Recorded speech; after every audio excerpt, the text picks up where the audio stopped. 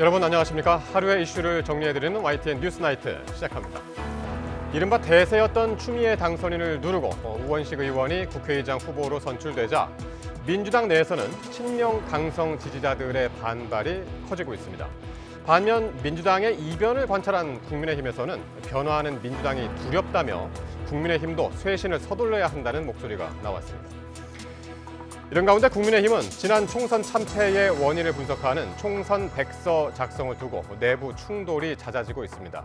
이른바 한동훈 책임론을 둘러싼 논란인데 오늘도 관련 인물들의 여론전이 벌어졌습니다. 잠시 뒤 포커스 나이트에서 자세한 이야기 나누겠습니다. 주요 뉴스 먼저 전해드리고 뉴스 나이트 본격적으로 출발하겠습니다. 오늘의 주요 뉴스입니다. 김밥과 짜장면 등 대표적인 외식 메뉴 5개 품목이 또 오른 것으로 나타났습니다. 냉면값도 계속 올라 한 그릇은 12,000원에 육박합니다.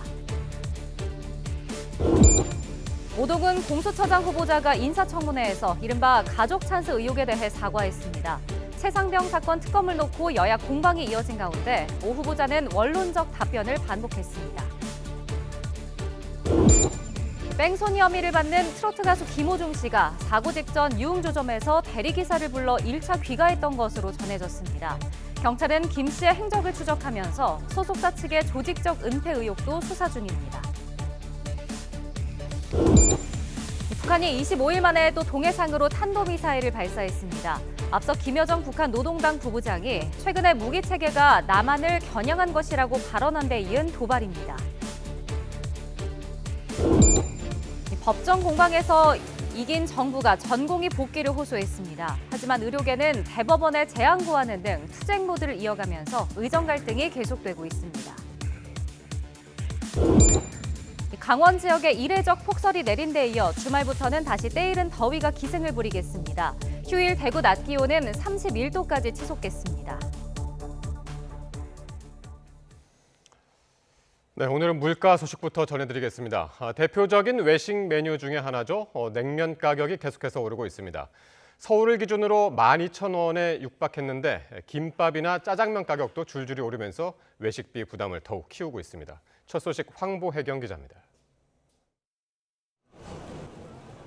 지난달 서울 낙원동에 다시 문을 연 평양냉면집입니다. 냉면 한 그릇 가격이 15,000원으로 전보다 2,000원 올랐습니다. 그래서 면 하나에 저 정도 가격을 하는 게 맞나 그런 생각을 좀 하게 되는 것 같아요.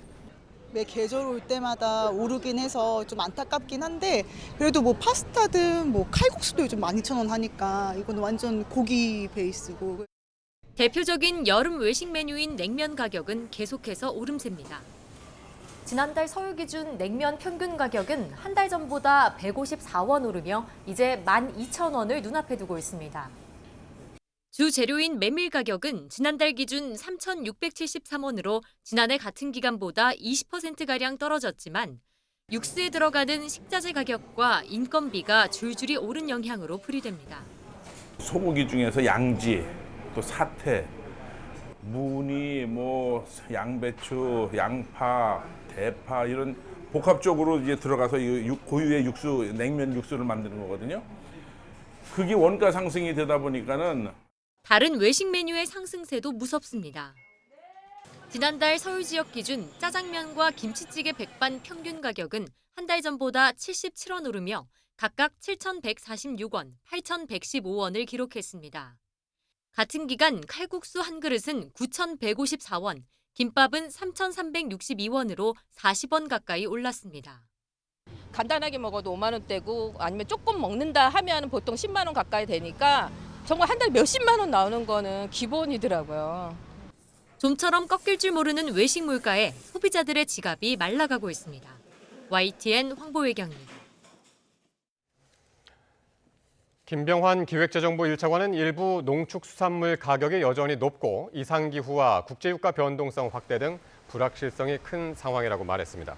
김 차관은 오늘 정부 세종청사에서 열린 물가 관계 차관 회의에서 높은 경각심을 유지하면서 물가 안정을 위한 범부처 노력을 강화할 것이라며 이같이 밝혔습니다. 정부는 내일부터 어한기 대비 수산물 비축분 5,080톤을 중소형 마트에서 전통시장까지 확대 공급할 방침입니다. 최근 가격이 상승세인 김에 대해서는 매점 매석 등을 점검 중이며 유통 교란 행위가 발견되면 엄정하게 대응하기로 했습니다. 수출이 확대되면서 지난달 제조업 취업자가 10만 명 증가했습니다. 이에 힘입어서 지난달 취업자 수는 20만 명대를 회복했습니다. 정부는 내수 회복 조짐도 나타나면서 경기 회복 흐름이 점차 확대되고 있다고 평가했습니다. 오인석 기자의 보도입니다. 반도체와 자동차 호조 덕분에 지난달 수출은 14% 가까이 느는 등 5개월 연속 증가세가 이어졌습니다. 수출 개선 효과는 제조업 일자리 증가로 이어졌습니다.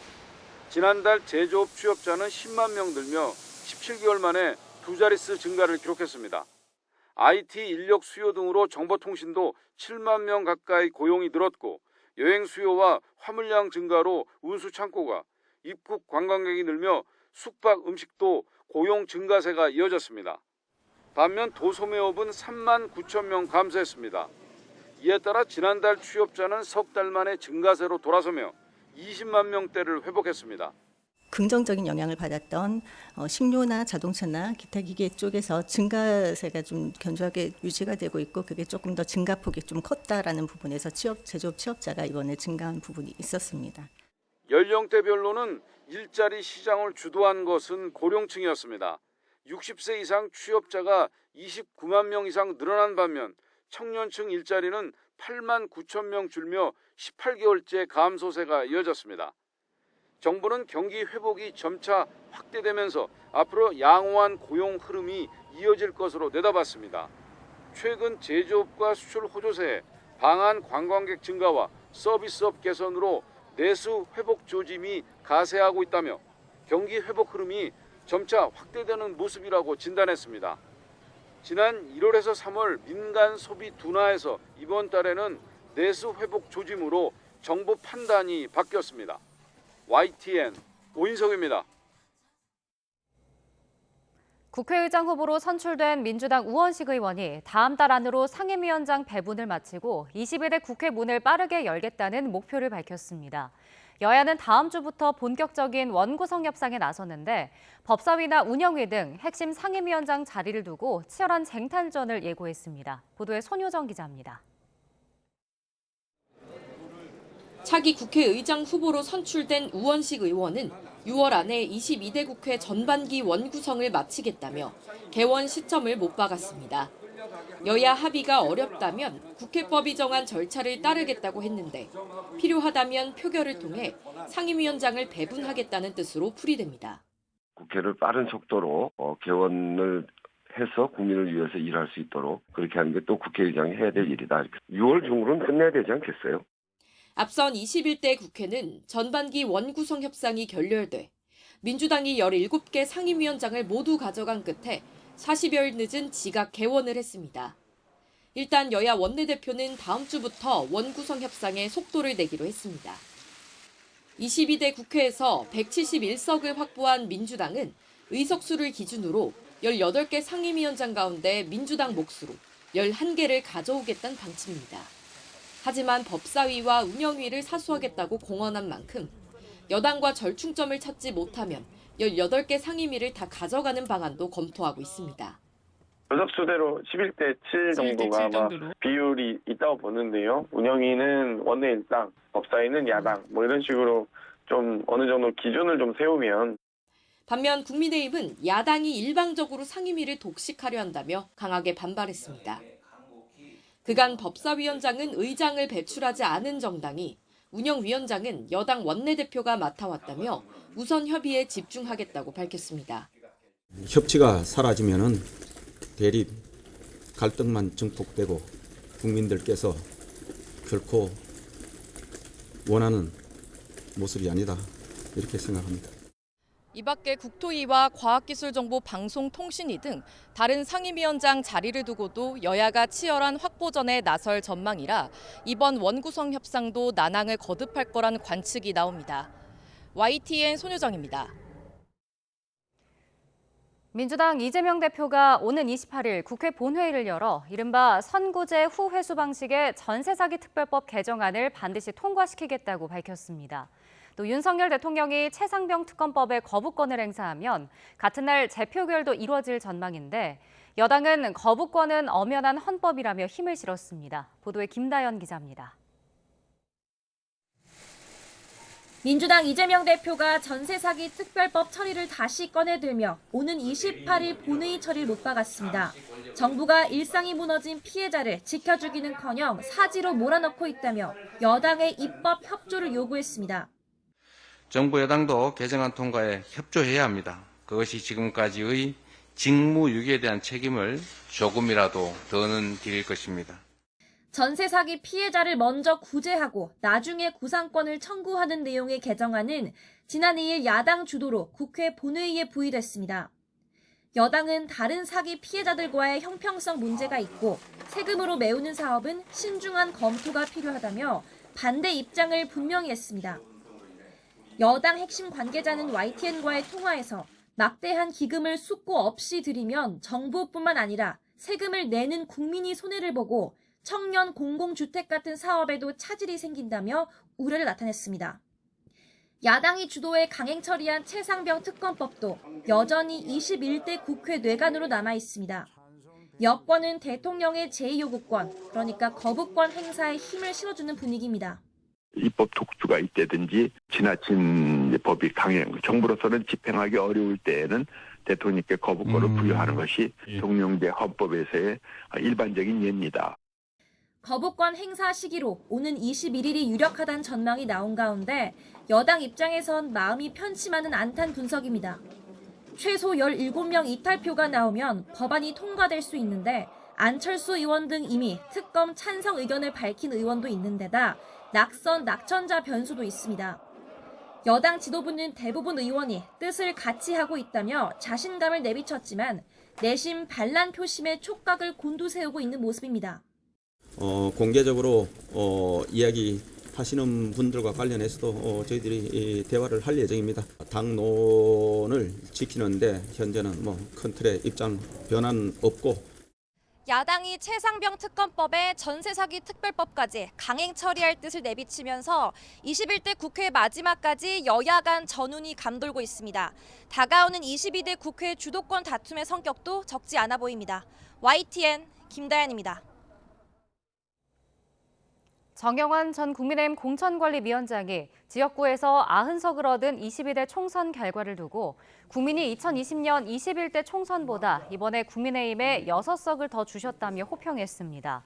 정 전 위원장은 당 총선백서 특위 회의에서 국민께서 이번 총선에서 여당에 엄중한 심판을 하면서도 희망의 그루터기를 주셨다며 이같이 말했습니다.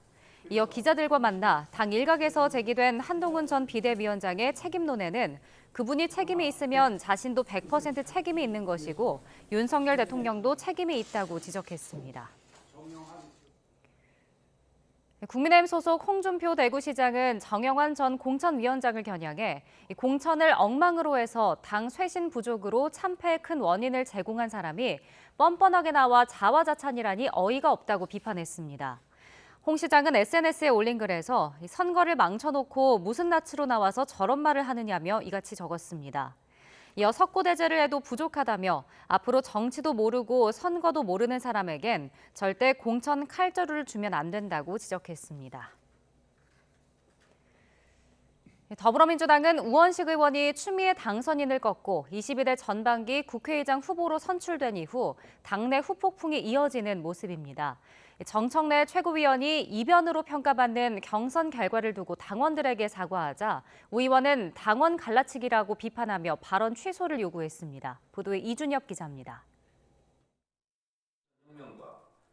민주당 국회의장 경선 직후 당원 중심 정당은 아직 멀었다며 당원들의 사과했던 정청래 최고위원.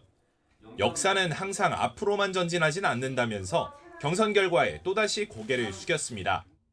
헤어질 결심, 탈당 등 하지 마시고 정권 교체 길에 함께해 주십시오. 미안하고 감사드립니다. 이에 우원식 의원은 당원들이 자신을 오해할 수 있지만 그렇게 대충 살아온 사람은 아니라면서 불쾌감을 드러냈습니다. 당선인들과 당원을 갈라치기 하는 거라며 수석 최고위원으로서 아주 부적절한 발언이라 직격했습니다. 당심과 민심을 분리해내고 국회의장 후보와 당심을 분리해내려고 하는 아주 잘못된 말이다. 저는 그거 취소해야 된다고 생각합니다. 오 의원의 날선 반응에 정 최고위원은 그런 뜻이 아니었다면서도 당원과 국회의원의 마음 차이가 너무 멀어 간극을 누군가 메워야 한다며 뜻을 굽히지 않았습니다. 당 지도부 인사와 의장 후보 사이에 벌어진 공개 설전은 추미애 당선인을 지지했던 당원들의 반발 여론과도 무관치 않다는 분석입니다. 중앙당에선 의장 경선 결과를 이유로 탈당 신청이 급증하고 있다며 승인을 미뤄달라는 지침을 각 시도당에 내리기까지 한 것으로 전해졌습니다. 이재명 대표 측은 앞선 교통정리설에 선을 긋고 이 대표 자신도 의장 선거 직후 의원을 접견하며 명심 역풍 논란 차단에 나선 모양새입니다. 가장 현장에 가까운 정치인이 있었다고 생각됩니다. 또 생각도 저와 일치한 부분들이 워낙 많아서 명심 경쟁이 펼쳐지며 이례적으로 치열했던 의장 경선의 여진이 좀처럼 잦아들지 않고 있습니다. 이재명 대표로서는 22대 국회 개원을 앞두고 당내 갈등 수습이라는 적잖은 과제를 안았습니다. YTN 이준엽입니다. 윤석열 대통령이 국가재정전략회의를 열고 내년엔 민생을 더 세심하게 살피고 지속 가능한 미래를 대비하는 데 중점적으로 투자해야 한다고 밝혔습니다. 무엇보다 국가적 비상사태인 저출생 극복에 전력을 다하고 성장의 토대인 R&D 사업을 확대하기 위해 예비타당성 조사를 폐지하라고 지시했습니다. 강희경 기자의 보도입니다. 윤석열 대통령이 모든 부처 장관들과 한자리에 모여 앉았습니다. 앞으로의 재정 운용과 내년도 예산안 편성 방향에 대해 논의하기 위한 자리입니다. 윤 대통령은 건전재정 기조를 유지하고 민간 중심의 경제 운영을 추진한 건 매우 현명한 생각이었다고 자평했습니다. 그러면서도 곳곳에 불확실성이 남아있고 민생 경제 어려움이 계속되는 만큼 앞으로의 재정 운영은 민생을 더 세심하게 챙기고 지속 가능한 미래를 대비하는 데 중점을 둬야 한다고 강조했습니다. 지난 2년 동안 우리 정부가 열심히 노력해왔고 나름의 성과도 거뒀지만 지금은 잘한 일보다 부족한 부분을 먼저 살펴야 할 때입니다. 가장 시급하게 해결해야 할 과제로 윤 대통령은 저출생 극복을 꼽았습니다. 2006년 이후 370조 원의 예산을 투입했지만 출산율은 오히려 떨어지고 있다며 재정사업 구조를 전면 재검토해야 한다고 밝혔습니다. 실질적인 출산율 제고를 위해 재정사업의 구조를 전면 재검토해서 전달 체계와 집행 방식을 개선해야 합니다. 윤 대통령은 또 서민이 중산층으로 올라서고 중산층은 확대되며 풍요로운 삶을 누리는 서민과 중산층 중심 시대를 열어야 한다고 제시했습니다. 이를 위해서는 경제가 빠르게 성장해야 한다며 R&D, 즉 연구개발 사업의 경우 예비타당성 조사를 폐지하고 투자 규모도 대폭 확충하라고 주문했습니다.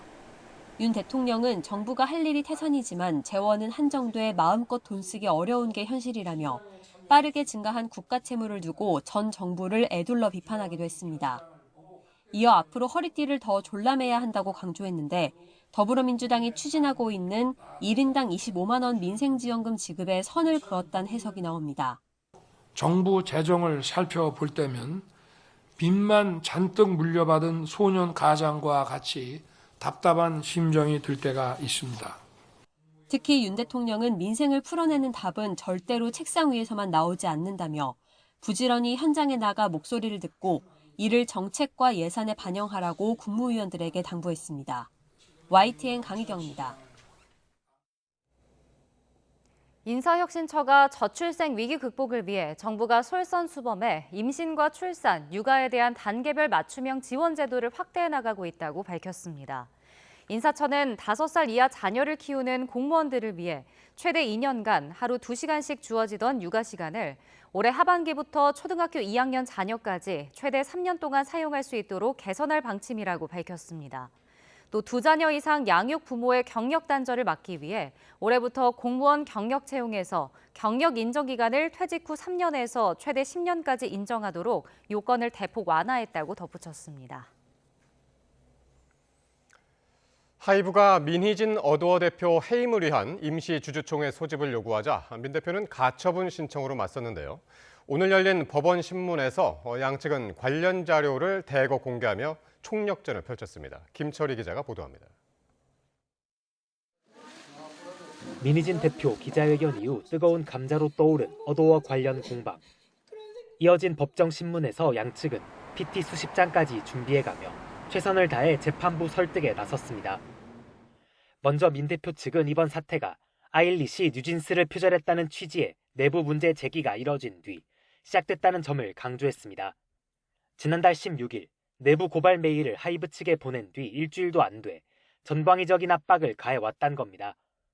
또 하이브 주장과 달리 어도어 경영권을 장악하려고 시도한 사실 자체가 없다며 민 대표의 임은 당사자뿐 아니라 뉴진스와 어도어, 하이브에까지 회복할 수 없는 손해를 초래할 거라고 주장했습니다. 공식 대응을 자제하던 하이브 측은 작심한 듯 법정에서 관련 자료를 대거 공개했습니다.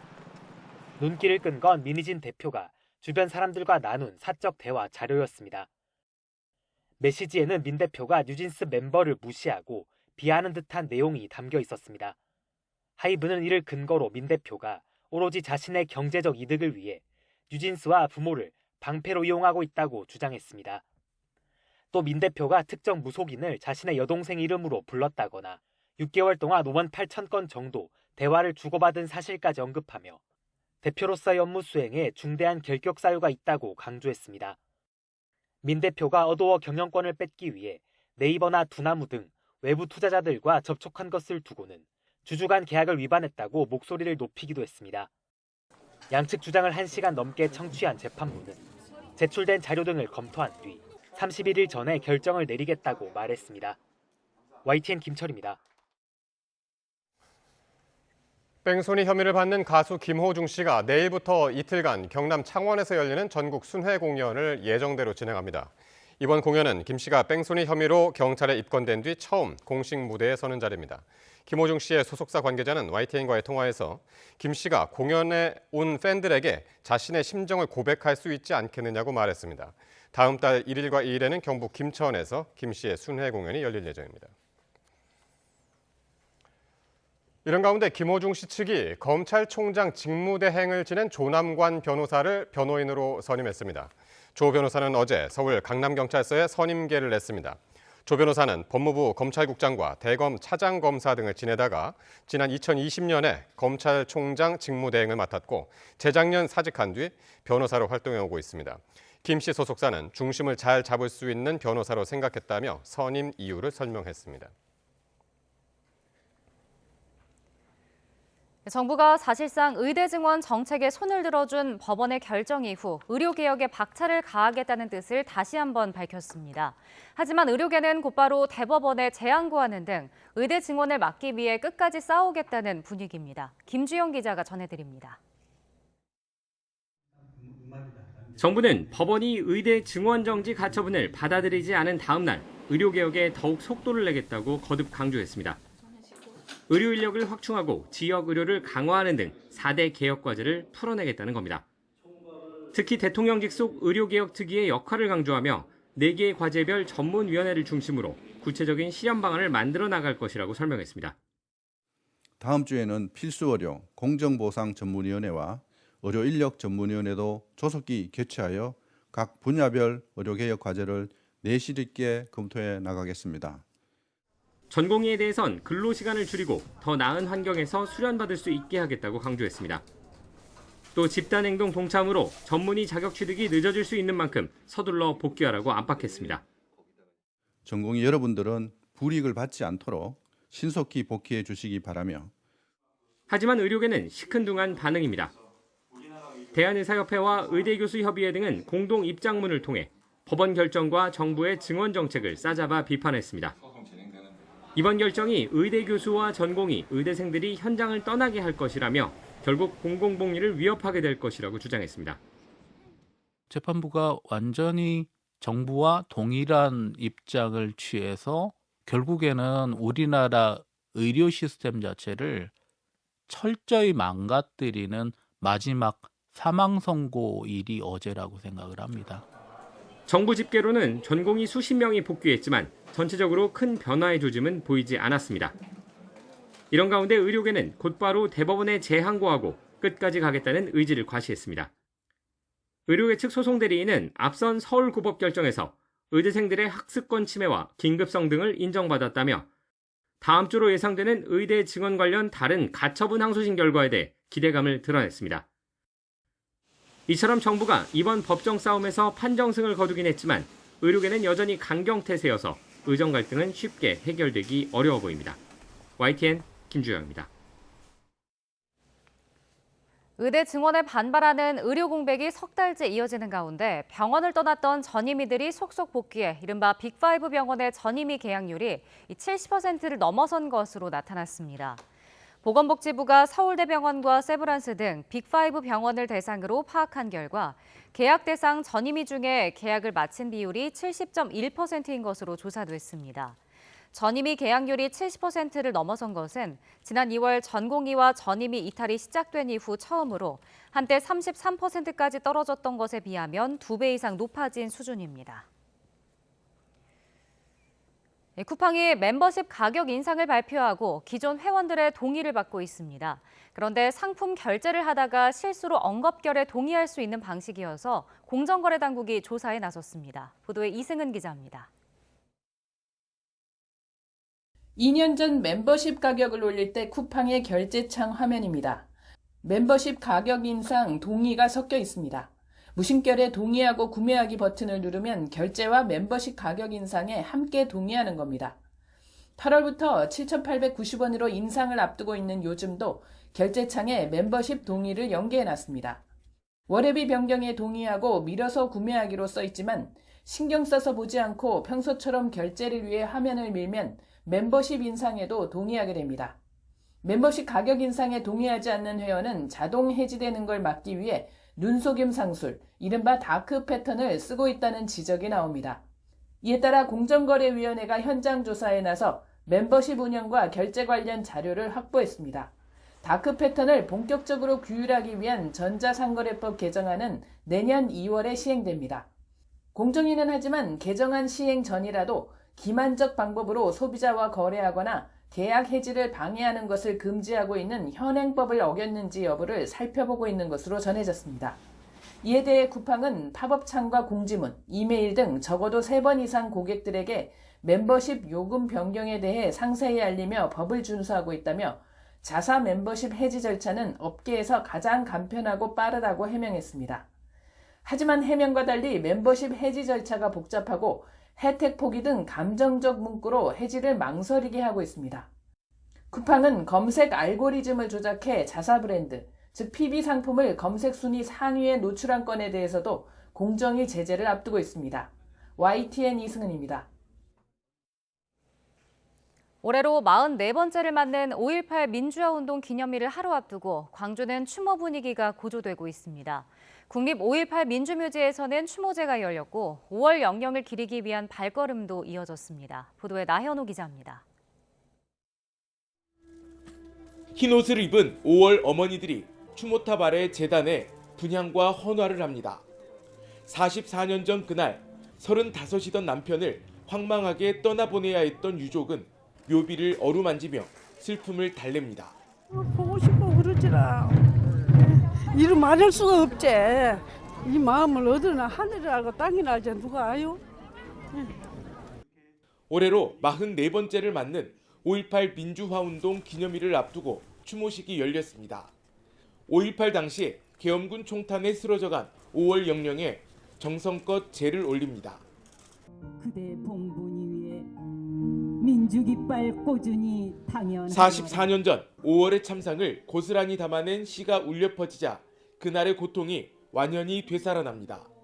묘지에는 초등학생부터 중고등학생에 이르기까지 참배 행렬이 끝없이 이어졌습니다. 진상규명이 제대로 되고 피해자분들에게 보상이 제대로 이뤄지고 그리고 처벌도 똑바로 이루어져서 세상이 조금 다시 이렇게 바뀌었으면 좋겠다는 생각을 합니다.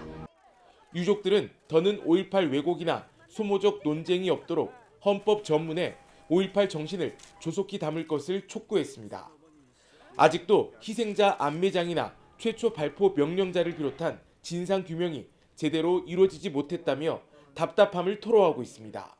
계엄군에 저질러진 비도덕적인 만행 등 역사적 진실을 제대로 규명하지 못하고 있습니다.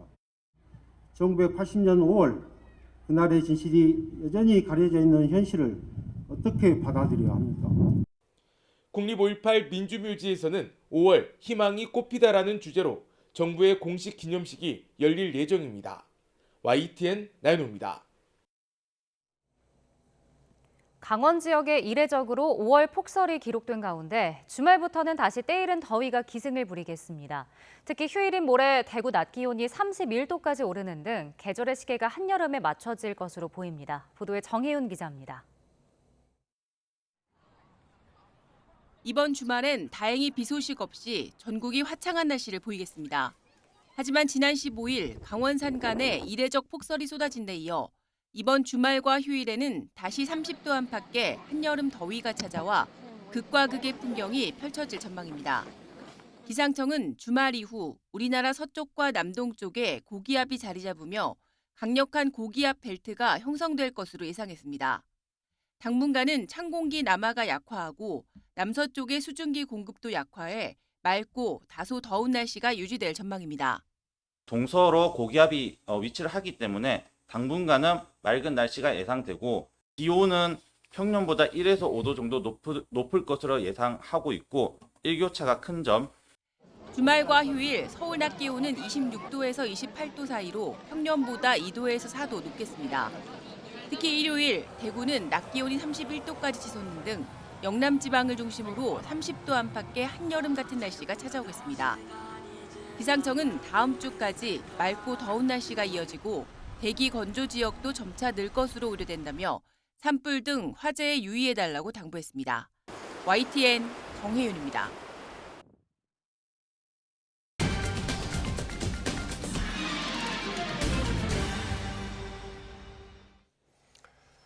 네, 포커스 나이트 정치권 관심 뉴스 짚어보는 시간입니다. 오늘은 정호김 전 새누리당 의원, 김형주 전 민주당 의원과 말씀 나누겠습니다. 두 분 어서 오십시오. 안녕하세요. 네. 오늘도 뭐 이 얘기부터 좀 시작을 해야 될 것 같은데요. 어이추라는 말이 나왔었죠. 어차피 의장은 추미애라던 예상을 깨고 오선 우원식 의원이 22대 국회 전반기 국회의장 후보로 선출이 되면서 이변이 일어났습니다. 뭐 무난히 추미애 의원이 아니냐, 추미애 당선인이 아니냐 이런 예상들이 많았었는데 사실 이런 우원식 의원이 당선되리라고 예상했던 분들이 그렇게 많지 않은 것 같습니다. 거의 없었죠. 네. 그래서 많이 놀랬고요. 정치는 생물이다. 과거에 DJ가 한 말씀인데 네. 지금까지도 적실성이 있는 것 같아요. 그리고 돈으로 마음을 사지 못한다 그러잖아요. 권력으로도 마음을 살 수는 없는 것 같습니다. 네. 김영주 의원님은 어떻게 네. 보셨어요? 글쎄요, 저도 전혀 뭐 예상을 못했습니다, 솔직히. 네. 어떤 형태로든 추미애 의원으로 갈 것이다 그렇게 봤는데 아마 이제 뭐 여러 분석을 보면 이제 초선들은 대체로 그래도 추미애 의원 쪽으로 많이 간 것 같습니다. 전체적인 당내 분위기라든지 경험이 없는 상태에서 네. 대체로 이재명 대표의 뜻이 추미애 의원 아닌가 그렇게 지레짐작으로 해석했던 것 같고 문제는 이제 재선 이상 되는 의원들이 과거에 자기가 경험했던 추미애 의원에 대한 생각들이 있었던 것 같습니다. 과거에 뭐 물론 뭐 노무현 대통령 탄핵했다는 부분도 있지만 그건 네. 접어두고라도 과거에 한노위원장 시절에 자기 당의 그 국회의원들은 못 들어오게 하고 국민의힘 쪽에 의원님들과 같이 어떤 결과를 했다든지 쉽게 얘기해서 국회의장이 되면 당에서 통제하기 어렵다. 그 통제하기 어려운 점이 과연 우리 당에 정말 이루어질 것인가. 너무 지나치게 뭐 중립이 안 되는 국회의장이라고 하는 부분들이 머지않아 우리 당에 오히려 부담으로 올 것이다. 이런 생각을 했고요. 또 하나는 이제 뭐 전혀 이제 이런 의구심이 있었던 것 같습니다. 조정식 의원이나 다른 어떤 뭐 소위 그 친명계 자장 정성호 의원조차도 드롭을 했는데 우원식 의원은 뭘 믿고 끝까지 버텼냐. 뭔가 이재명 대표로부터의 보이지 않는 시그널을 받은 거 아니냐.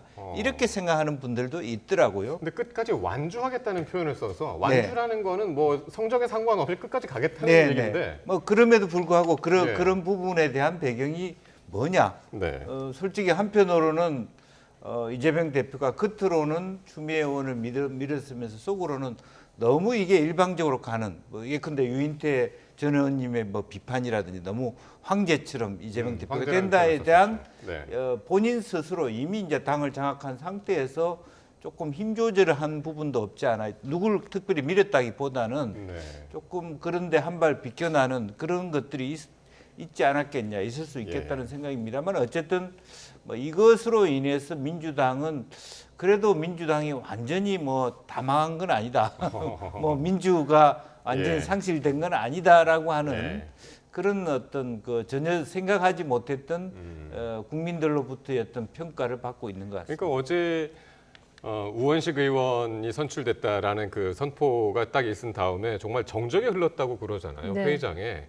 그러니까 투표를 한 당선자들도 예측을 못했던 거고 당선이 된 우원식 의원이나 그 떨어진 뭐 추미애 의원이나 다들 예측을 못했던 것 같습니다. 네, 옛날에 그 조크 중에 당황과 황당의 차이가 무엇인지 아느냐 해가면서 여러 가지 얘기가 나왔는데 이 정도 되면 황당한 정도의 수준이 있죠. 당황의 수준을 넘어서. 그리고 사실 처음부터 좀 이상했던 게 후보 중에 친명이 아닌 사람이 없었음에도 불구하고 마치 또 보이는 손처럼 그렇게 그 교통 정리를 해야만 했을까 싶었고요. 그 다음에 조금 전에 김영주 의원께서 말씀하신 그런 해석이라면 정말 그 이재명 대표의 정치력이 우리가 상상하지 못하는 훨씬 높은 수준이라는 건데 네. 그렇게 생각하기에는 여러 가지 정황이 그렇지 않은 쪽으로 몇 가지 정황이 있습니다. 예를 든다면은 박찬대 원내대표의 사전 정지 작업은 말할 것도 없거니와 우원식 후보 때 뭐라 그랬냐면은 이재명 대표가 형밖에 없다 그랬잖아요. 네네. 근데 만약에 진짜 언지를 받았으면 굳이 그런 말을 안 했을 것 같고요. 그다음에 인터뷰를 하면서 혹시 내려놓으라는 압력 비슷한 언지를 받았느냐 그랬더니 그 비슷한 것을 받았다는 취지로 얘기를 했거든요. 예. 그래서 본인도 그렇게 큰 기대를 안 하고 앉아 있었던 것 같아요. 그리고 뭐 추미애 당선자와 관련해 가지고는 정청래 의원이 그런 말을 했다라는 거 아니에요? 추미애 당선자가 떨어질 확률은 낙타가 바늘구멍을 들어갈 정도의 확률이다. 낙타가 바늘구멍을 들어간 게 돼버렸거든요. 그러네요. 그런 거 봐서는 정말 이변이 일어났는데 제가 볼 때는 이재명 대표가 마음이 왔다 갔다 했을 수는 있어요. 그렇지만은 처음부터 어떤 기획력을 가지고 우원식 국회의장을 만들기 위해서 뭔가 이렇게 단계를 밟았다고 보기는 어렵다라는 것이죠. 알겠습니다. 어제 상당히 이제 강도 높은 강진이었다면은 당내에서 여진이 계속 이제 이어지고 있는데요. 오늘 정청래 최고위원은 경선 결과를 에둘러 비판했고 또 우원식 의원은 불쾌감을 숨기지 않았는데요. 어떤 이야기들이 있었는지 관련 발언 직접 듣고 오겠습니다. 어제 국회의장 선거 결과로 많은 당원과 지지자들께서 실망하고 분노하고 있습니다. 상처받은 여러분들께 미안하고 미안합니다. 저의 말이 무슨 위로가 되겠습니까만 그래도 위로합니다. 정청래 최고위원이 어떤 말을 했냐면 당원이 주인인 정당 아직도 갈 길이 멀다 이런 말을 했는데 이건 어떻게 받아들이세요? 저한테 무슨 오해가 좀 있을 수도 있고 네. 추미애 후보를 더 바랬던 심정도 있을 수는 있어요. 근데 정청래 최고위원은 상당히 책임 있는 국회의원인데 네. 그렇게 얘기하는 건 저는 적절치 않다. 오히려 우리 당선자들의 판단과 네. 당원들을 이렇게 분리시키고 그거를 갈라치게 하는 그런 게 아닌가. 그런 점에서 수석 최고위원으로서 아주 부적절한 발언을 했다 이렇게 생각합니다. 먼저 정청래 최고위원은 어제 SNS에서도 이제 그렇게 얘기를 했었고 오늘도 이제 상처받은 당원들한테 미안하다. 한 차례 더 육성으로 아침에 또 사과를 하는 그런 모습이었는데 당 지도부 인사가 이렇게 두 차례나 국회의장 경선 결과를 사과하는 모습 어떻게 보셨습니까? 그건 자기 정치라고 봅니다. 무슨 뜻이냐 하면 어쨌든 이번에 전당대회에서는 뭐 이재명 대표의 추대론도 나오고 있어서 아직까지 일단 대표에 대한 어떤 가까이 가는 건 아니지만 그런 부분을 겨냥해서 가고 있다는 것이죠. 어차피 당이 강성 당원들의 목소리, 뭐 그 포션이 전체적으로 몇 프로인지는 모르지만 전체 22대 국회의 분위기는 강성 당원의 상당히 당을 이렇게 좌지우지할 수 있는 가능성이 매우 큰데 그렇다면 만에 하나라도 이재명 대표가 전당대회에 출마하지 않았을 경우에 예. 그 다음에 대표는 나라고 하는 즉 강성 당원들에 대한 어떤 그 교감을 계속 이어가고자 하는 자기 정치다 그렇게 봐야 될 것 같고요. 예. 형식적으로 보면 뭐 원식 우리 국회의장 당선인에 대한 어떤 그 사과에도 불구하고 여전히 자기 의지는 그렇게 하고 있거든요. 예. 그런 부분은 뭐 우리가 결과적으로는 계속 이러한 이재명 대표 체제가 갖고 있는 어드밴티지를 정통성을 자기한테 달라라고 하는 호소로고 그렇게 봐야 될 것 같습니다. 네. 그 우원식 의원은 이런 이야기가 정청래 의원의 말이 당선자들의 판단하고 당원들을 분리시키는 갈라치기다 이렇게 얘기를 했는데 여기에 대해서 정 최고위원은 또 갈라치기는 아니고 애당 충정만 있을 뿐이다 이렇게 또 얘기를 했습니다. 받아쳤습니다. 그야말로 갈라치기지 이게 무슨 애당 충정이겠습니까? 그런데 시중에 어떤 말이 나오느냐면요. 이재명 대표가 굳이 연임을 하려는 이유가 본인은 연임을 하고 싶은 생각이 별로 없음에도 불구하고 불가피하게 연임을 할 수밖에 없는 이유가 정청래 수석 최고위원 때문이라는 그런 얘기도 나온다고 하더라고요. 그러니까는 만약에 이재명 대표가 요번에 당권의 경쟁에 참여하지 않으면 정청래 수석 최고가 당권을 잡을 확률이 굉장히 많은데 이번에 휴가 중에도 대신했었죠 그 자리를. 맞습니다. 네. 그리고 또 굉장히 적극적인 그런 면모를 보이기도 하고요. 그런데 네. 정청래 수석 최고가 만약에 당 대표가 된다면 그 이제 친 이재명 측근들 사이에서 나오는 말이라고 합니다. 하긴 제가 무슨 뭐 그 측근도 아니고 들은 소리니까 얼마만큼 정확한지 제가 검증할 수 있는 입장은 아니지만은. 불가 예측하다라는 것이죠. 그리고 통제하기가 쉽지 않다. 요번에 왜 그 추미애 국회의장 후보에 대해서도 막판에 이렇게 된 상황에 대해서 친명 그룹들 사이에서는 매우 불가 예측적이고 컨트롤할 수가 없다라는 말이 나왔다라는 거거든요. 바로 그런 이유이기 때문에 바로 그런 이유에서 같은 이유로 강성 당원들이 지금 막 흥분해가지고 분노하지 않습니까? 그것도 이해가 안 되는 게 전부 친명이에요. 지금 우원식 국회의장 후보가 그렇다 그래서 친문입니까? 비명입니까? 그럼에도 불구하고 이제 우원식까지도 수박으로 몰고 저렇게 되면 나중에 이재명 대표도 수박으로 몰릴 가능성도 있겠다라는 진짜 웃지 못할 얘기까지 나오는 상황이거든요. 그러다 보니까 지금 민주당의 정치인들은 당권을 잡으려면 이 친명뿐만이 아니라 이 강경 지지자들 있잖아요. 강성 지지자들. 이들을 잡아야 된다고 생각하는 것 같아요. 마치 모 영화의 대사에 이런 말 있잖아요. 묻고 따블로. 그러니까 일단 잡고 그다음에 뭔가를 한다라는 그런 생각들이 있는데 이게 굉장히 위험한 게요. 사실은 정치인들이 강성 지지자들을 음으로 양으로 컨트롤하는 것도 위험한데 오히려 그들에 의해서 정치인들이 그들 눈치를 보고 그들에 의해서 휘둘리는 즉 그들이 컨트롤러가 되는 이 상황도 굉장히 위험하거든요. 단지 요번에 이렇게 전혀 생각지도 않았던 상황이 벌어짐으로써 많은 사람들이 아 민주당에 그래도 의원들 중에 자기 소신 있는 사람들이 있구나로 사실은 그런 의도로 이런 행동을 했는지는 모르지만 민주당에 대해서 긍정적 시각을 갖는 그런 사람들이 늘어났다라는 거는 참 우연의 일치치고는 신기할 정도입니다. 그러니까 강성 지지층의 반발이 어느 정도냐면은 투표자 명단을 공개해라. 그리고 이제 조국 혁신당으로 가겠다. 뭐 탈당 릴레이까지 이어지고 있다는데 이게 사실입니까? 뭐 그런 분위기가 많이 있다고 합니다. 그러나 이제 뭐 자꾸 이제 시도당 쪽에서 자제하는 분위기, 또 여러 가지 어떤 제가 주변에 있는 페이스북을 보더라도 막 그와 같은 어떤 그 당선인들을 국회의원들을 질타하는 그런 목소리가 있는 건 사실인 것 같은데 뭐 그것이 실제적으로 상당히 뭐 많은 수의 탈당을 통해서 조국 혁신당으로 갈지는 미지수이고요. 또 실제로 저는 오히려 그런 분들이 좀 조국 혁신당으로 많이 갔으면 좋겠어요. 당이 조금 순화돼 갖고 분화됐으면 좋겠습니다. 차라리. 그래서 그런 부분에 대해서 뭐 당이 좀 당혹스러워하는 부분은 있습니다만은 그렇지만 실제로 보면 무기명 투표하는 것을 다 색출을 해내고 뭐 밝혀라 하는 것도 도가 넘은 것이고 근본적으로 보면 국회는 한 사람 한 사람이 자기 양심껏 투표하는 것이 기본적인 어떤 법례로 되어 있기 때문에 너무 과도한 요구라고 봅니다. 국민의힘에서도 상당히 이제 놀란 마음으로 이번 결과를 이제 지켜본 것 같은데 일단 겉으로는 기대와 우려가 이제 교차를 하고 있습니다. 국회 협상에 숨통이 트이지 않겠느냐 이런 기대감 속에서 민주당이 먼저 변하고 있어서 상당히 두렵다.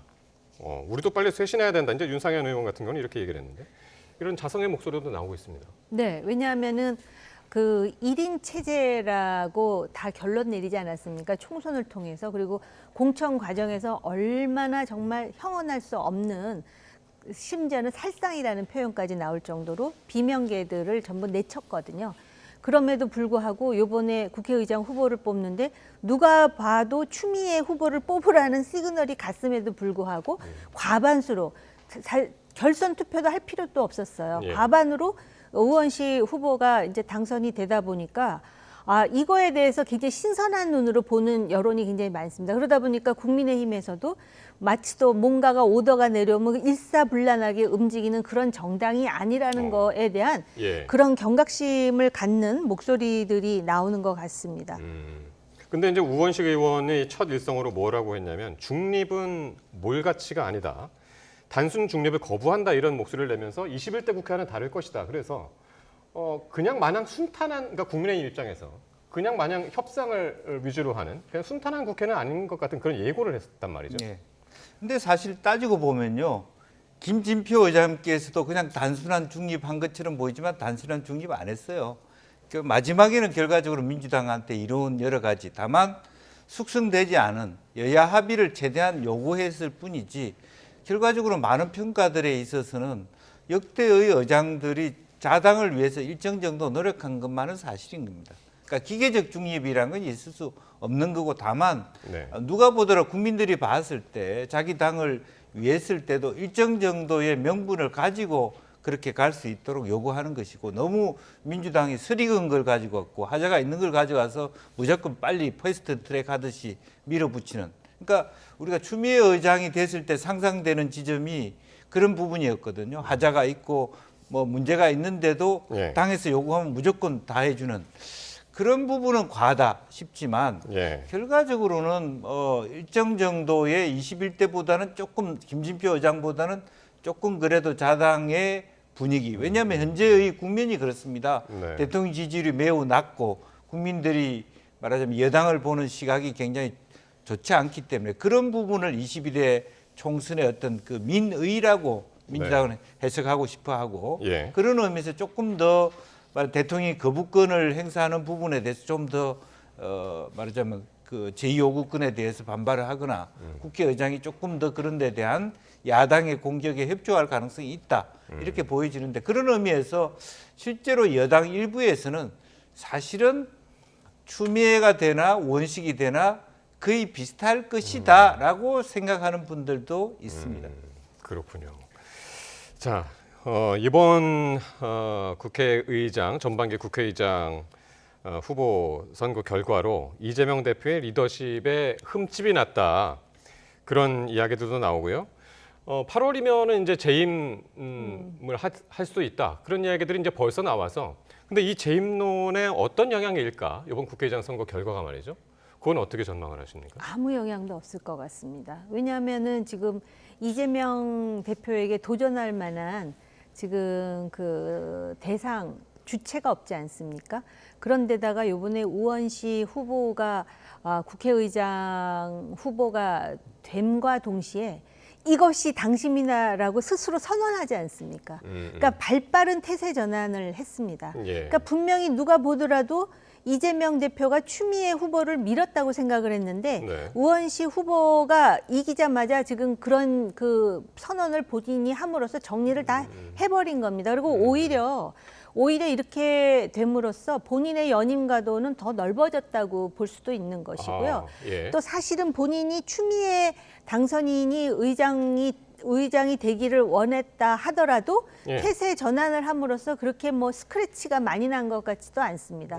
저는 오히려 뭐가 이상하냐면 더더군다나 측근 중에 측근이라고 하는 정성호, 또 사무총장을 했던 조정식, 이런 사람 누가 해도, 누가 국회의장을 해도 본인의 수족처럼 다 움직였을 텐데 그럼에도 불구하고 굳이 보이는 손을 표시까지 하면서 박찬대 원내대표를 앞세워서 왜 그렇게 두 사람을 주저앉히려 해가지고 당선인 대회에서 서로 뭐 눈도 마주치지 않았다 뭐 이런 얘기까지 지금 언론인들 사이에서 나오거든요.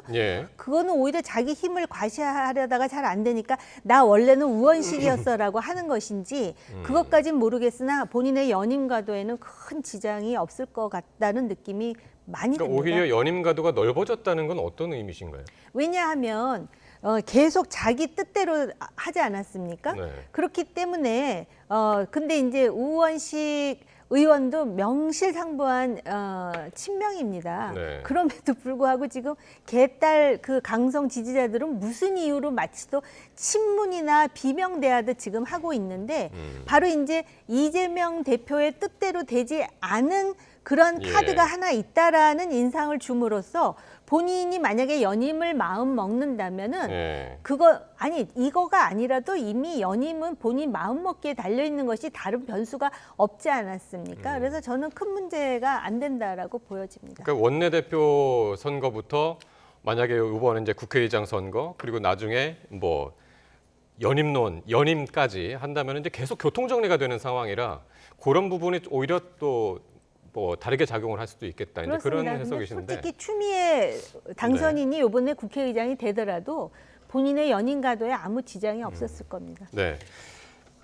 박지원 의원은 이런 얘기를 했습니다. 지금 이재명의 시간이다.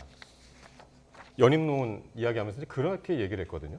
어떻게 보십니까, 연임? 그러니까 이제 실제로 추미애 후보의 낭만은 사실은 당원들이나 당선인들이 추미애 의원들에 대한 신망이 없기 때문이다라고 규정할 수 있는 거죠. 그것은 이재명 대표에 대한 비토가 아니다. 이걸 구분하는 겁니다. 다만 실제적으로 보면 이재명 대표가 우원식 의원을 되도록 했다고는 볼 수 없어요. 아까 말씀 나오신 대로 박찬대 의원이 그러면 굳이 정승호 의원이 되게 하지 추미애 의원이 예를 들면 조정식 의원이나 정승호 의원을 드롭시킨 것은 그냥 자발적으로 두 사람 붙여놨을 때 자연스럽게 추미애 의원이 되지 될 것이다라고 그냥 쉽게 생각한 부분이 아니었겠나 이재명 대표 입장에서는 이제 그런 차원이지 그것 자체가 실제적으로 보면 그럼 당선자들이 이재명 대표에 반발하기 위해서 추미애를 떨어뜨렸다 이렇게까지 보는 건 과하다. 따라서 연임론에 대한 지장이 있다라기보다는 뭐 저도 비슷합니다만은 종욱 의원 말씀처럼 듣고 보면 그런 부분이 있어요. 그러니까 이번까지도 추미애가 됐다 그러면 사실은 계속 그렇게 몰고 가는 것이냐에 대한 부담을 갖고 연임론을 당했을 텐데 그렇지 않다. 우리 당이 굉장히 역동적이다라고 하는 부분을 조금 가지고 또 역으로 보면 강성 당원들이 이번에는 그렇게 안 됐으니까 다음번에는 더 이재명을 옹립하자.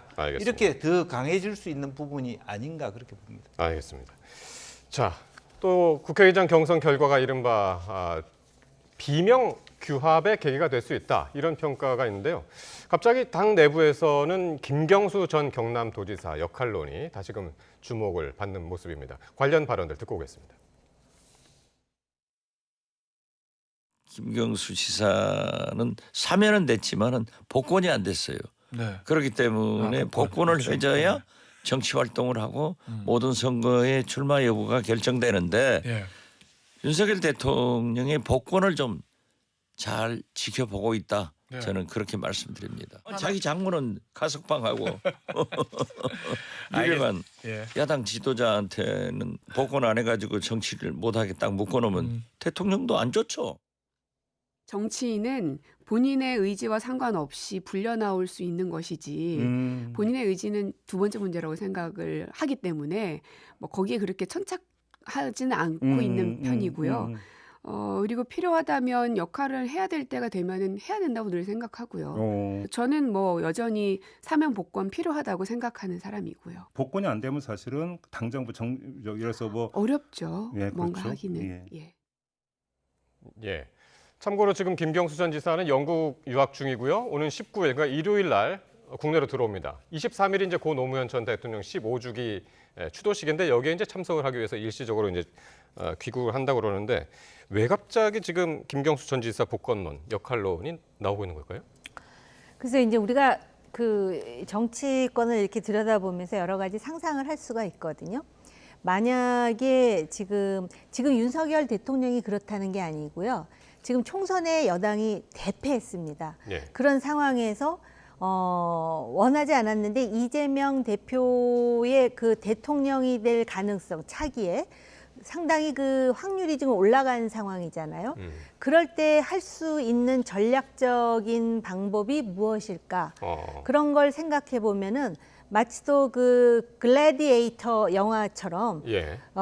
경쟁할 수 있는 상대를 하나 더 드리는 치워서. 것이죠. 그래서 예. 지금 그런 생각을 할 타이밍이에요, 사실은. 지금 누구 입장에서 정부가 말씀하시나요? 대통령 대통령 입장에서도 입장에서. 그렇죠. 그래서 그 우연의 일치인지는 모르겠으나 그리고 이게 진실의 여부도 확인은 안 됐지만 네. 지난번에 그 총리 이야기가 나올 때 뭐 박영선 그다음에 양정철 비서실장론 얘기가 나올 때요. 예. 그때 김경수 지사에 대한 얘기가 살짝 들어왔다 나간 적이 있어요. 네. 근데 사실은 지금 그러니까 이게 정치 공학적으로 볼 때 그 여권에서 방법론 중에 하나이거든요. 근데 왜 그럼 이걸 박지원 당선인이 이런 얘기를 그러니까요. 했을까? 예. 그거는 혹시 윤석열 대통령이 아직 정치를 안 해봐서 잘 모르면 이런 방법이 있다고 알려준 가르쳐주는 거- 방법도 있고요. 코치를 했다. 그럴 수도 있고요. 예. 이거 다 제 머릿속에 내피셜 얘기가 너무 심각하게 듣지 마세요. 네. 그다음에 두 번째는 뭐냐면은 박지원 당선인이 어떤 사람입니까? 전국의 정보원을 꼽아놓고 모든 정보를 가장 많이 받아들이는 정치인 중에 한 사람이에요. 예. 그렇기 때문에 이미 정치권에 특히 대통령 그 권력 차원에서 예. 이러한 생각을 내지는 고민을 하고 있다라는 정보를 이미 캐치해가지고 오히려 자기가 이렇게 선수를 칠 수도 있는 것이고요. 예. 이게 그냥 나오진 않았어요. 그리고 김경수 지사의 복권 문제는 말입니다. 지금 당장 안 되더라도 이건 시간 문제지 복권을 안 해주고 그냥 넘어가는 문제는 아니잖아요. 예. 그렇기 때문에 지금 타이밍에서 박지원 당선인이 먼저 이것을 선제한 것이죠. 프리엠티브 스트라이크라고 예. 선제적으로 먼저 얘기한 것이죠. 예. 김 의원님은 어떻게 보세요? 왜 박지원 당선인이 왜 이 김경수 전 지사 화두를 던졌을까요? 우선은 뭐 더 상상해 보면 아직 총리가 내정되지 않았다. 네. 그런 부분이 있고요. 여전히 이제는 이 정부도 사실은 우리가 좀 도움을 주면서 그 견인해 가야 되는 정부다라는 부분이 있고 한편으로 보면 이제 그 본인이 이제는 공천 받기 전과 후가 좀 다를 수 있다라고 봅니다. 예. 공천 받기 전이면 이재명 대표 중심으로 모든 얘기를 했을 거예요. 이제 이제는 예. 당선이 됐고 우리가 우스갯소리지만 어쨌든 현실적으로 푸틴 대통령보다 높은 지지율로 당선되신 분 아닙니까? 이제 그런 면에서 90%가 넘었죠, 지역에서. 어떤 면에서는 사실 이번에 국회의장에 도전하려고 하다가 결국에는 예. 안 하셨고 그럼 여러 가지 총리에 지금 욕심이 있다라는 말씀. 그런 부분들도 아직까지 남아 있는. 뭐 박영선도 되는데 예를 예. 들어서 어떤 예. 크게 보면 그러니까 본인이 여러 가지 현 대통령 영역 속에서도 말하자면 멘토로서의 역할도 할 수 있는 예. 그런 이제 부분이 있다라고 보여집니다. 마지막 자기가 노릴 수 있는 게 전남도지사 총리 이런 부분이기 때문에 예. 이제 그런 차원이 하나 있을 수 있고 또 하나는 어쨌든 뭐 지난번 제가 총선 기간 동안에 부산 지역을 이렇게 돌았을 때 자연스럽게 들리는 얘기가 어쨌든 이재명 대표의 사법 리스크가 굉장히 높아졌다. 네. 현실적으로. 네. 왜냐면 지금 이제 이화영 재판이 끝나가고 있고 또 본인한테도 그게 다가온다라고 했을 때 네. 대안을 찾아야 된다. 김동연이나 뭐 누구나 예. 이렇게 얘기고 임종석일 수도 있었는데 사실은 이제 그러한 부분 또 지난 공천 과정에서 나타나는 사실 친문들이 어쩔 수 예. 없이 말하자면 문 대통령이 조국 대표에게 조국 혁신당이라도 차려야 된다라고 생각했던 그런 여지 뭐 그런 것들이 종합적으로 있는 거 아닌가 그렇게 보여집니다. 이렇게 이제 김경수 전 지사가 친문 아니면 이제 비명계에 이제 어떤 그 새로운 구심점 역할을 할 수 있을 것이다라는 의견이 있는가 하면 물론 아직은 시기상조다 그런 의견도 있습니다. 복권이 아직도 안 된 김경수 전 지사의 정치적인 역할을 기대할 때가 아니라는 그런 말인데요. 발언 직접 듣고 오겠습니다. 떡 줄 사람 생각도 안 하는데 김치국부터 마시면 안 된다고 생각해요. 아직 복권도 안 돼 있고 정치를 재개할 여건이 마련돼 있지 않지 않습니까? 너무 지나친 상상력의 발현이라고 생각을 하고 김경수 전 지사가 진짜 복권이 되면 친문의 구심점이 될 수도 있습니까? 가정을 한 서너 번을 해야 되는 질문인 것 같아요. 그래요. 김경수 전 지사가 예를 들어 이 윤석열 정권에서 혹시라도 복권이 된다면 또 대선 주자로 부각될 수도 있는 거 아닙니까? 이재명 대표 입장에서는 굉장히 신경 쓰이실 것 같은데요. 신경 쓸 일이 뭐가 있습니까? 저는 그래요? 왜냐하면 좀 전에 말씀하신 건 이제 뭐 가정이기 때문에 좀 지켜봐야 될 것 같습니다. 일단 지금 복권은 안 된 건 맞고요. 빨라야 광복절 특사 이런 이야기가 나오고 있고 지금 2028년 5월까지는 피선거권이 지금 제한된 상태인데 어떻게 보시나요? 윤 대통령이 진짜로 김 전 지사의 피선거권을 복권을 할지 여부 어떻게 보십니까? 대통령실에도 이제 책사도 있고 다 있을 거 아니에요, 참모들이. 네. 그러면은 이런 상황에서 이제 복권을 해가지고선 그 이재명 대표의 대항마가 되는 것까지는 좋은데 완전히 그 선을 넘어가지고 중도까지 사로잡아가지고 완전히 또 한 번 그 여당에게 더 큰 도전이 되지는 않을까 뭐 여러 가지로 고민하는 부분이 있겠죠. 윤건영 의원이 뭐 떡 줄 사람은 생각하지도 않는데 김칫국부터 마시면 안 된다고 이렇게 얘기하는 게 잘못 알고 있는 거예요. 왜요? 떡을 먹으려면 김칫국부터 일단 드링크 한 다음에 떡을 먹어야 되는 거예요. 그러니까는 지금 그리고 여기 또 한민수 당선인이 신경 쓸 일이 뭐가 있습니까? 이렇게 얘기하잖아요. 그만큼 의식하고 있다는 거예요. 이재명계에서는. 그리고 원래는 복권 얘기가 나오면은 자기가 이재명계든 뭐 친명이든 간에 민주당 아니에요? 그러면은 그 사람들 입장에서 어떻게 얘기해야 정석이냐면은 이제는 복권 시켜야 되는 거 아니냐 이렇게 얘기해야지 자기 당원이고 자기 동지들인데 근데 계파가 다르면 말이 벌써 딱 자극을 받아가지고 신경 쓸 일이 뭐가 있습니까? 우리는 신경 쓸 필요도 없을 정도로 이미 경지에 올라왔습니다. 이렇게 얘기하잖아요. 의미다, 당연하죠. 그러니까는 이런 심리적인 상황을 잘 파악을 해서 소위 현상을 타파할 수 있는 전략을 대통령에게 조언할 수 있는 참모들이 있어야 되겠죠. 근데 이미 벌써 이제 김경수 복권이라는 얘기를 우리가 하고 있으면은요, 이거는 이미 김이 좀 빠지는 거죠. 아무도 모를 때 탁 터트려야 이게 반전이 있고 드라마틱한 건데 말입니다. 김 의원님 어떻게 보십니까? 복권 가능성? 글쎄요, 뭐 가능성이 없잖아 있다고 보여집니다. 어쨌든 현 정부에서 대통령 지지율이 매우 고착화돼 있고 낮은 지지율을 면하지 못한다면 일정 정도 국면 전환용으로서 그런 카드를 만질 수도 있다라고 보고요. 또 우리가 누군지는 모르겠습니다만 정치권의 복권은 항상 여야 모두 같이 하는 거 아니겠습니까? 이제 그런 부분에 대해서 자연스럽게 이 얘기가 되어 있기 때문에 실제 여당의 누군가를 사면 복권 시켜주기 위해서 정치적인 측면에서 사면과 복권이 필요할 때 야당의 누군가를 끼워 넣어야 되지 않습니까?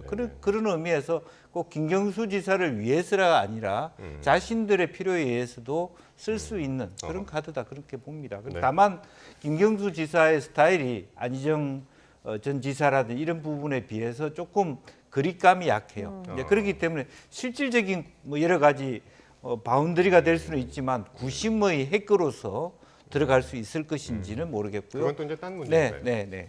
알겠습니다.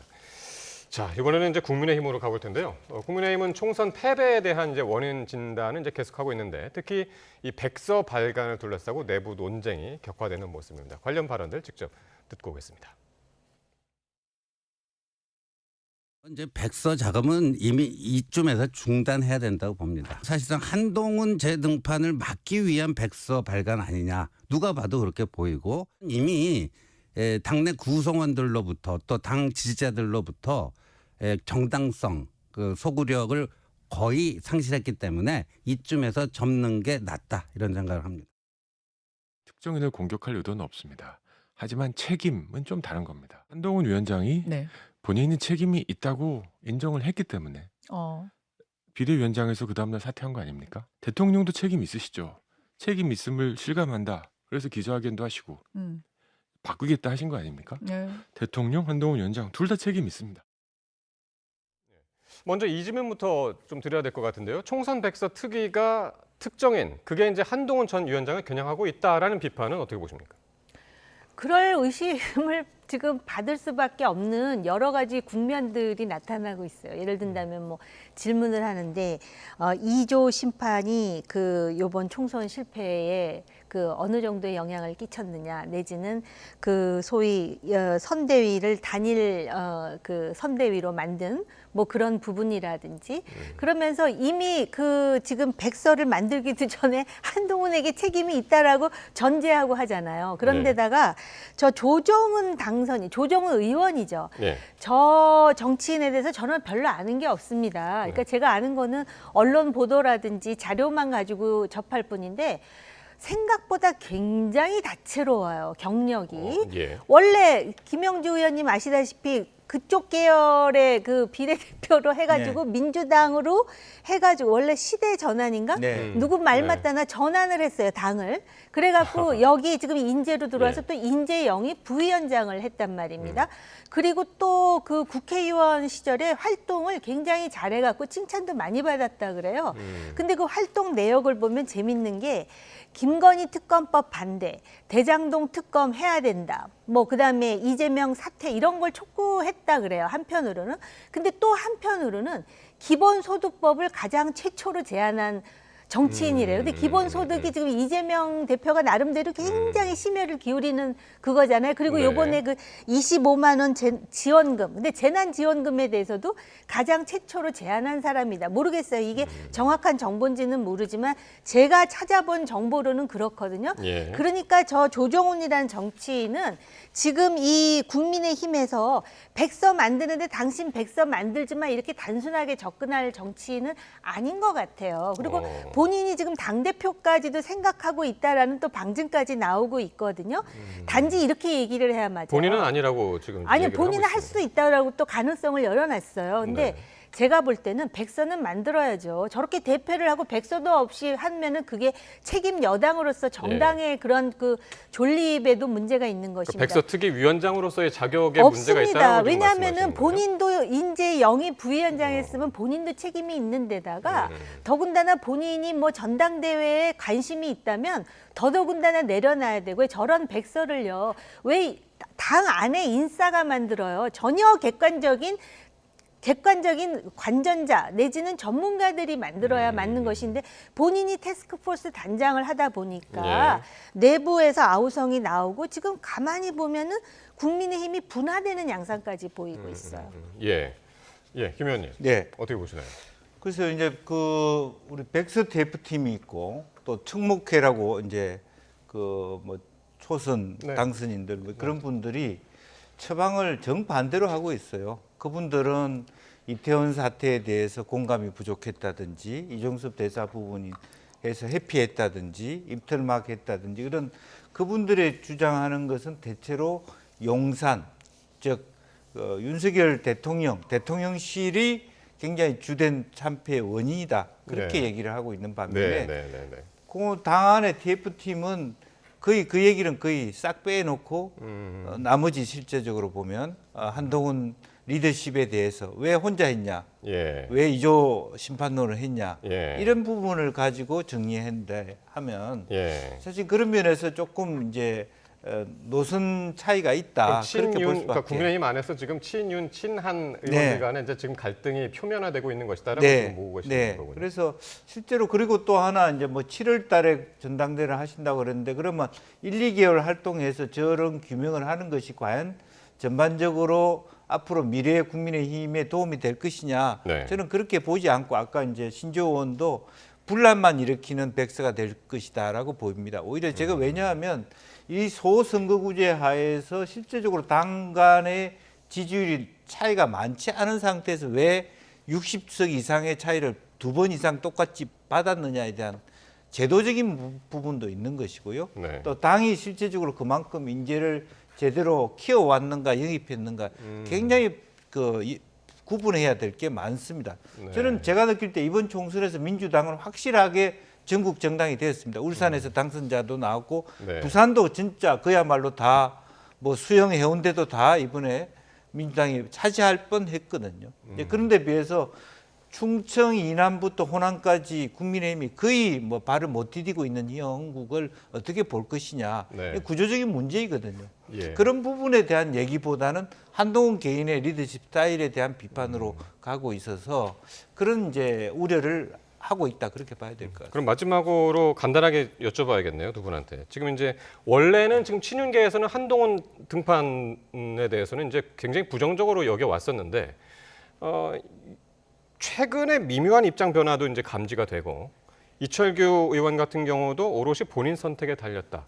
이런 얘기도 하는 이 상황에서 한동훈 전 비대위원장의 등판 가능성 어떻게 보시나요? 본인도 아직은 결정을 못한 것 같고요.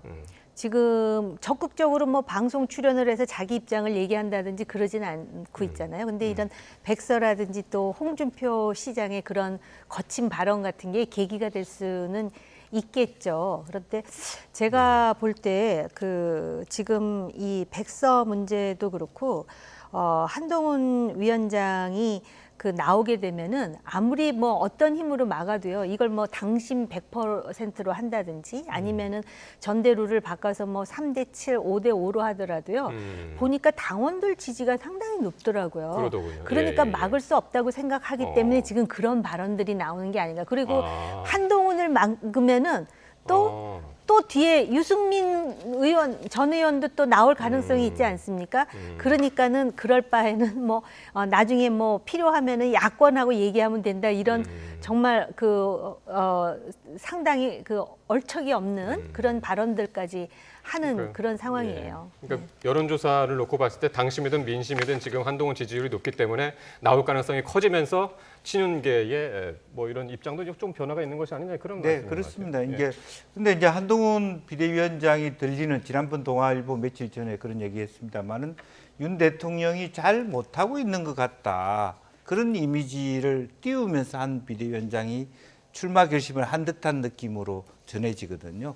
그러면 이제 거의 구체화되는 우리가 뭐 단순히 백서 TF가 어떻다는 논의가 거의 구체화되는 즉 친윤 친한 이게 구분이 되는데 다만 이제 그랬을 때 완전히 대립구도보다는 어차피 누가 되더라 어떤 방식이 되든 한동훈 비대위원장이 당선 가능성이 높아진다면 관계 재정립이 필요하다 그렇게 보고 있는 것 같습니다. 예. 알겠습니다. 자, 여기까지 들었습니다. 오늘 정호김 전 새누리당 의원, 김형주 전 민주당 의원과 함께했습니다. 두 분 고맙습니다.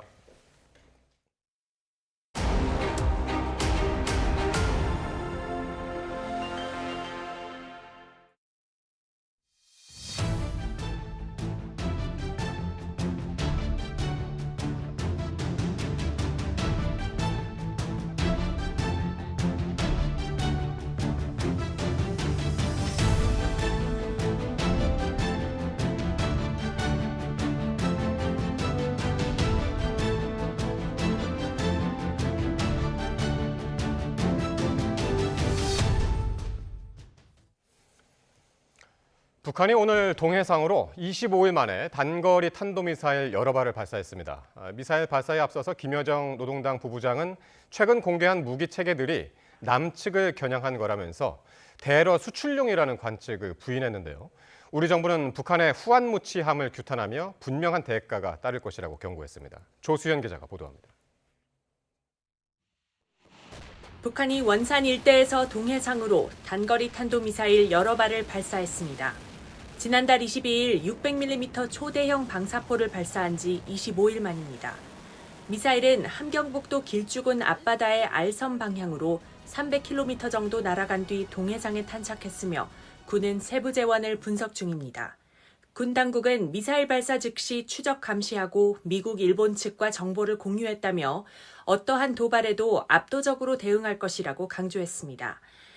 미국이 하와이에 있는 스텔스 전투기를 한국에까지 보내서 한국의 스텔스 전투기와 처음으로 공중전투 훈련을 한 것에 대한 북한의 강력한 어떤 반발을 보여주는 것으로 해석이 됩니다. 미사일 발사에 앞서 북한 김여정 부부장은 최근 공개한 방사포 등 전술 무기들이 러시아 수출용이 아니라고 주장했습니다. 오직 한 가지 사명을 위해 만든 무기들이라며 서울이 허튼 국리를 하지 못하게 하는 데 쓰이게 될 거라고 위협했습니다.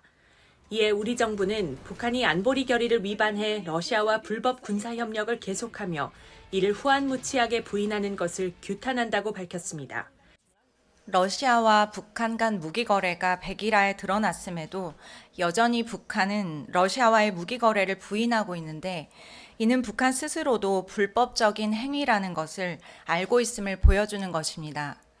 북한의 이번 미사일 발사는 중국과 러시아가 정상회담에서 북한을 상대로 한 미국과 동맹국들의 군사도발 행동에 반대한다는 공동성명을 발표한 지 하루 만에 이루어졌습니다.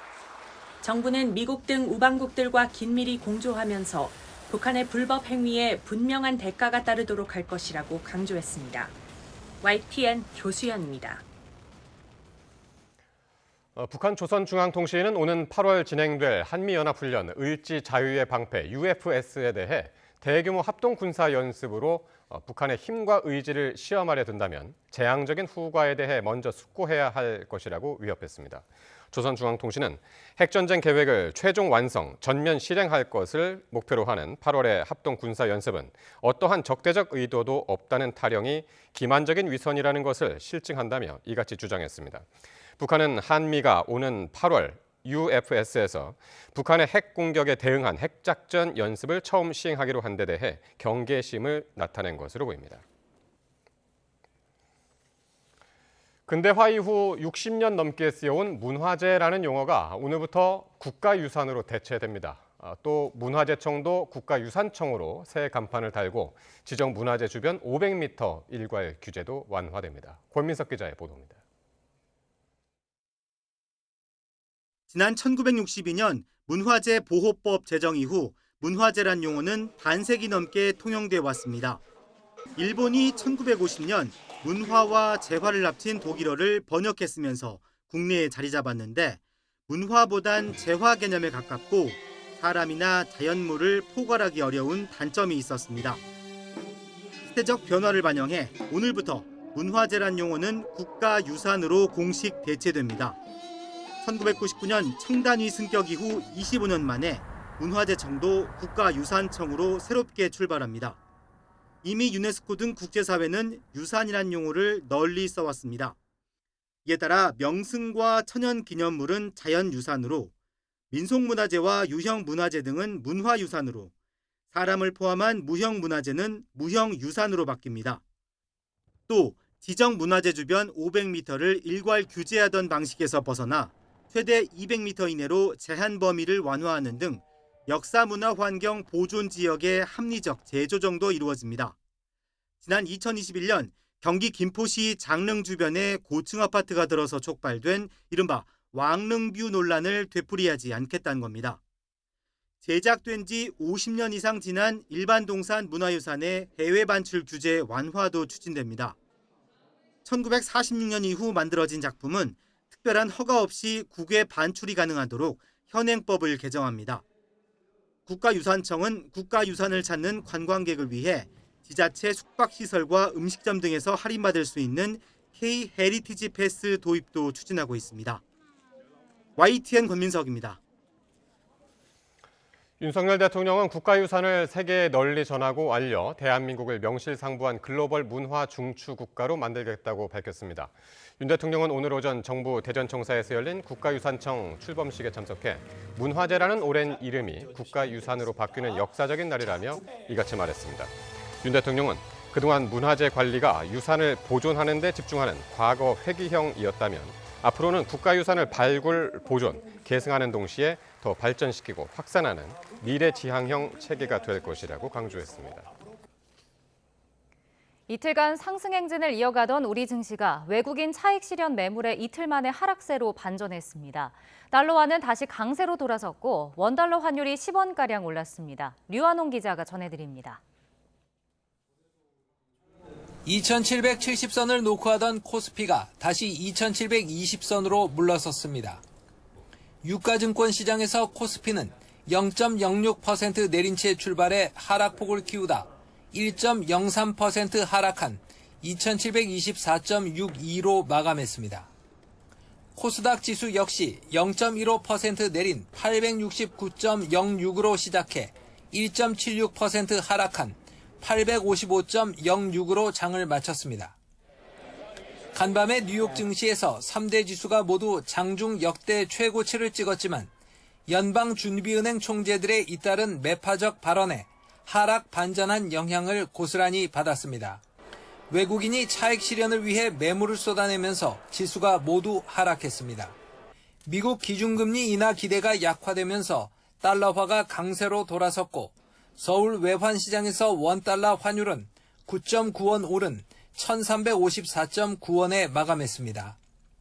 고용시장의 냉각 흐름이 약화되었고 이에 주요 연준 인사들의 섣부른 금리 인하를 경계하는 매파적 성향의 강화로 서울 외환시장에서 달러원 환율은 강달러 흐름을 반영하면서 전일의 급락 양상이 되돌림되며 상당 부분 상승 되돌림되는 모습이었습니다.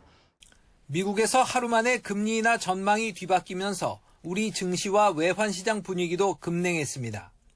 한국은행 금융통화위원회 기준금리 결정이 다음 주로 다가온 가운데 미국의 금리 인하 전망 변화가 변수가 될 수 있을지 주목됩니다. YTN 유환홍입니다. 금융위원회가 대구은행의 시중은행 전환을 의결했습니다. 지방은행이 시중은행으로 전환된 첫 사례이자 32년 만에 새로 생겨난 시중은행입니다. 보도에 이윤재 기자입니다. 대구 경북 지역을 대표하는 지방은행인 대구은행이 시중은행이 됐습니다. 신한과 우리, 하나, 국민, 한국시티, SC제일은행에 이어 7번째입니다. 지난 1992년 평화은행 설립 이후 32년 만에 생긴 시중은행이고 지방은행의 전환 사례로는 처음입니다. 대구은행은 지역에서 자리 잡은 지 57년 만에 전국을 무대로 영업하며 덩치를 키울 수 있게 됐습니다. 다음 달 주주총회를 거쳐 사명을 IM뱅크로 바꾸고 수도권과 지방은행이 없는 강원과 충청 등에서 공격적으로 영업한다는 계획입니다. 금융 소비자와 은행업, 더 나아가 국가 경제에 긍정적 변화를 만들어 가겠습니다. 57년 금융 노하우로 전국 중소기업을 적극 지원하고 지역사회와 동반 성장하는 시중은행 전환을 인가한 금융위원회는 경직된 은행 시장에 활력을 불어넣고 경쟁을 촉진하는 효과를 낼 거로 기대했습니다. 금융 소비자들도 금리나 수수료 등에서 이익을 볼 수 있을 거로 기대됩니다. 시중은행 간의 이제 경쟁이 더 활성화될 것으로 예상이 되기 때문에요. 금융 소비자 입장에서는 수수료의 인하라든가 아니면 이제 금리에서의 경쟁을 통한 하락이라든가 이런 혜택이 돌아갈 수 있을 것으로 생각이 듭니다. 다만 대구은행에서는 지난해 고객 동의 없이 예금 연계증권 계좌를 개설하는 등 크고 작은 사고가 반복되기도 했습니다. 지방은행 꼬리표를 떼고 시중은행으로 첫 발을 내디딘 대구은행이 한계를 극복하고 은행 시장의 변화를 불러일으킬지 주목됩니다. YTN 이윤재입니다. 맥주에서 이물질이 나오는 등 논란을 불러왔던 하이트진로 제품과 관련해 식품의약품안전처가 원인 조사 결과를 내놨습니다. 식약처는 하이트진로의 강원 공장 등에 대한 현장 조사 결과 맥주를 용기에 넣어 밀봉하는 주입기 세척과 소독 관리에 미흡한 부분이 확인됐다고 밝혔습니다. 주류 주입기가 젖산균에 오염됐고 그것이 제품으로 들어가면서 응고물이 만들어졌다는 설명입니다. 이에 식약처는 하이트진로 강원 공장에 대해 식품위생법 위반으로 행정처분할 예정입니다. 앞으로 해외 직구를 하려는 소비자는 소비자24 홈페이지를 통해 직구 금지 물품 등 관련 정보를 쉽게 파악할 수 있습니다. 공정거래위원회는 어제 관계부처가 합동 발표한 해외 직구 급증에 따른 소비자 안전 강화 방안의 하나로 소비자24를 개편했습니다. 공정위는 소비자24의 직구 금지 물품 목록은 물론 관련 상담 메뉴도 신설해 피해 구제를 지원하도록 했습니다. 오늘 국회에서 열린 오동훈 고위공직자범죄수사처장 후보자 인사청문회에서 최상병 사건 수사 외압 의혹을 규명하는 공수처 수사를 놓고 여야가 충돌했습니다. 더불어민주당은 공수처의 수사 능력을 따져 물으며 특검의 필요성을 강조했고 국민의힘은 공수처를 만든 건 민주당이라고 맞받았습니다. 정인용 기자입니다. 민주당은 최상병 순직 사건 수사 외압 의혹을 바라보는 오동훈 공수처장 후보자의 입장을 캐물었습니다. 대통령실 개입 의혹 정황이 드러나고 있는데 오 후보자가 대통령도 불러 조사할 수 있겠냐는 겁니다. 최상병 사건과 관련해서요. 대통령실의 개입, 부당한 압력 이런 정황이 점점 드러나고 있고 그 정점에 대통령이 있다는 의심이 짙어지고 있습니다. 공수처장은 필요하면 대통령도 소환하고 수사할 수 있다. 이거 확인하는 거죠. 민주당은 공수처의 압수수색, 압수물 분석 등 수사 속도에도 의문을 제기하며 특검이 필요한 이유라고 강조했는데 오 후보자는 입법부의 특검 논의를 존중한다면서도 공수처 수사는 원칙대로 하겠다는 원론적인 답변을 내놨습니다. 입법부에서 현명하게 결정하실 걸로 보고요. 저희 공수처 입장에서는 상관없이 지금 진행되는 수사를 법과 원칙에 따라 진행해야 된다고 생각합니다. 반면 국민의힘은 공수처 수사가 잘 되고 있다며 공수처를 만든 건 민주당이 아니냐고 따져 물었습니다. 또 공수처의 정치화를 부추기고 있다며 수사기관의 중립성을 해치지 말라고 지적했습니다. 공수처는 태어난 이유대로 민주당이 가장 애용하는 수사기관이에요. 결과에 관계없이 고소하고 고발하고 바로 가서 기자회견하는 것 자체가 공수처의 정치화입니다. 여야는 오 후보자가 딸에게 재개발 지역 땅을 편법 증여하고 배우자를 자신의 운전기사로 채용하는 등 가족 의혹이 불거진 데에는 한 목소리로 비판했습니다. 오 후보자는 사실을 인정하고 거듭 송구하다며 머리를 숙였습니다. 절세가 이루어진 부분에 대해서는 국민 눈높이에 맞지 않는 점에 대해서 사죄하는 바입니다. 국민 눈높이에 맞지 않는 부분과 관해서 제가 굉장히 송구하게 생각합니다. 공수처장은 여야 합의 불발로 청문보고서 채택이 이루어지지 않더라도 일정 기간이 지나면 대통령이 임명할 수 있습니다. 최상병 특검과 맞물려 공방이 격화할 가능성도 배제할 수 없습니다. YTN 정인용입니다. 네, 생방송을 하던 유튜버를 살해한 혐의로 붙잡힌 50대 A씨입니다. 어제 A씨가 검찰로 송치되는 모습인데요. 모자와 마스크로 얼굴을 가린 이 남성.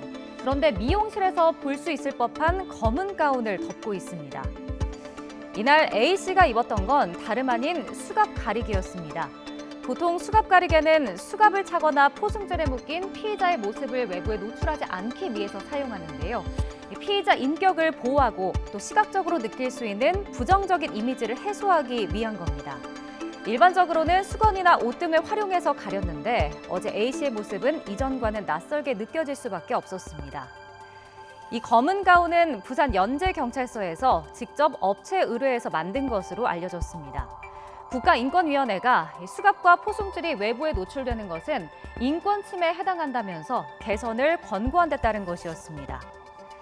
수갑과 포승줄에 묶인 피의자가 노출되는 상황에 대해 인권 침해 논란은 여러 차례 있었습니다. 지난 2022년 11월 경찰서 유치장에 구금돼 있던 B씨가 진료를 받기 위해 병원으로 호송되던 중 외부에 포승줄이 노출됐는데요. 당시 B씨의 배우자가 인권 침해라며 인권위에 진정을 냈습니다. 수갑의 경우 가릴 수 있는 수건이나 천이 있지만 포승줄은 별도로 가릴 수 없어 인격권이 침해될 수 있다는 겁니다. 이에 대해 인권위는 지난해 5월 수갑 등 사용 지침과 관련한 규정을 보완하라고 권고했습니다.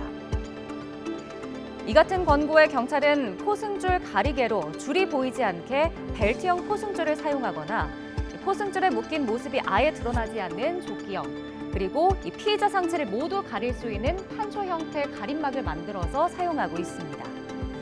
그런데 이 모습을 본 누리꾼들의 반응은 엇갈렸습니다. 명확하게 죄가 밝혀질 때까진 최소한의 인권을 보호해야 한다는 의견도 있었지만 피해자보다 가해자를 더 보호하는 건 더 큰 문제라는 의견도 많았습니다. 범죄자의 인권을 과도하게 존중한다는 비판의 목소리인데요. 피의자의 인격권 침해를 둘러싼 사회적 합의에 대한 논란은 앞으로도 계속될 것으로 보입니다. 네, 다음 소식입니다. 이 피해자를 먼저 구제하고 나중에 비용을 회수할 수 있도록 한 전세사기 특별법 개정안이 얼마 남지 않은 21대 국회에서 처리될 수 있을지가 관심인데요. 그런데 이런 개정안이 통과되더라도 보증금 반환이 어려운 사각지대에 놓인 피해자들이 또 있습니다. 이미혜진 기자가 취재했습니다. 경기 수원에서 6년째 다가구 주택 전세를 사는 40대 A씨는 지난해 말 갑작스레 집주인과 연락이 끊겼습니다. 알고 보니 집주인은 400여 명에게서 보증금 631억 원을 가로챈 혐의로 구속된 정모 씨 일가였습니다. 계약 만료가 2달 앞으로 다가왔지만 보증금 1억 5,500만 원을 돌려받을 길이 없어 발만 구를 뿐입니다. 제가 15년부터 18년도까지 정리해고 투쟁으로 받은 위로금? 그런 거거든요.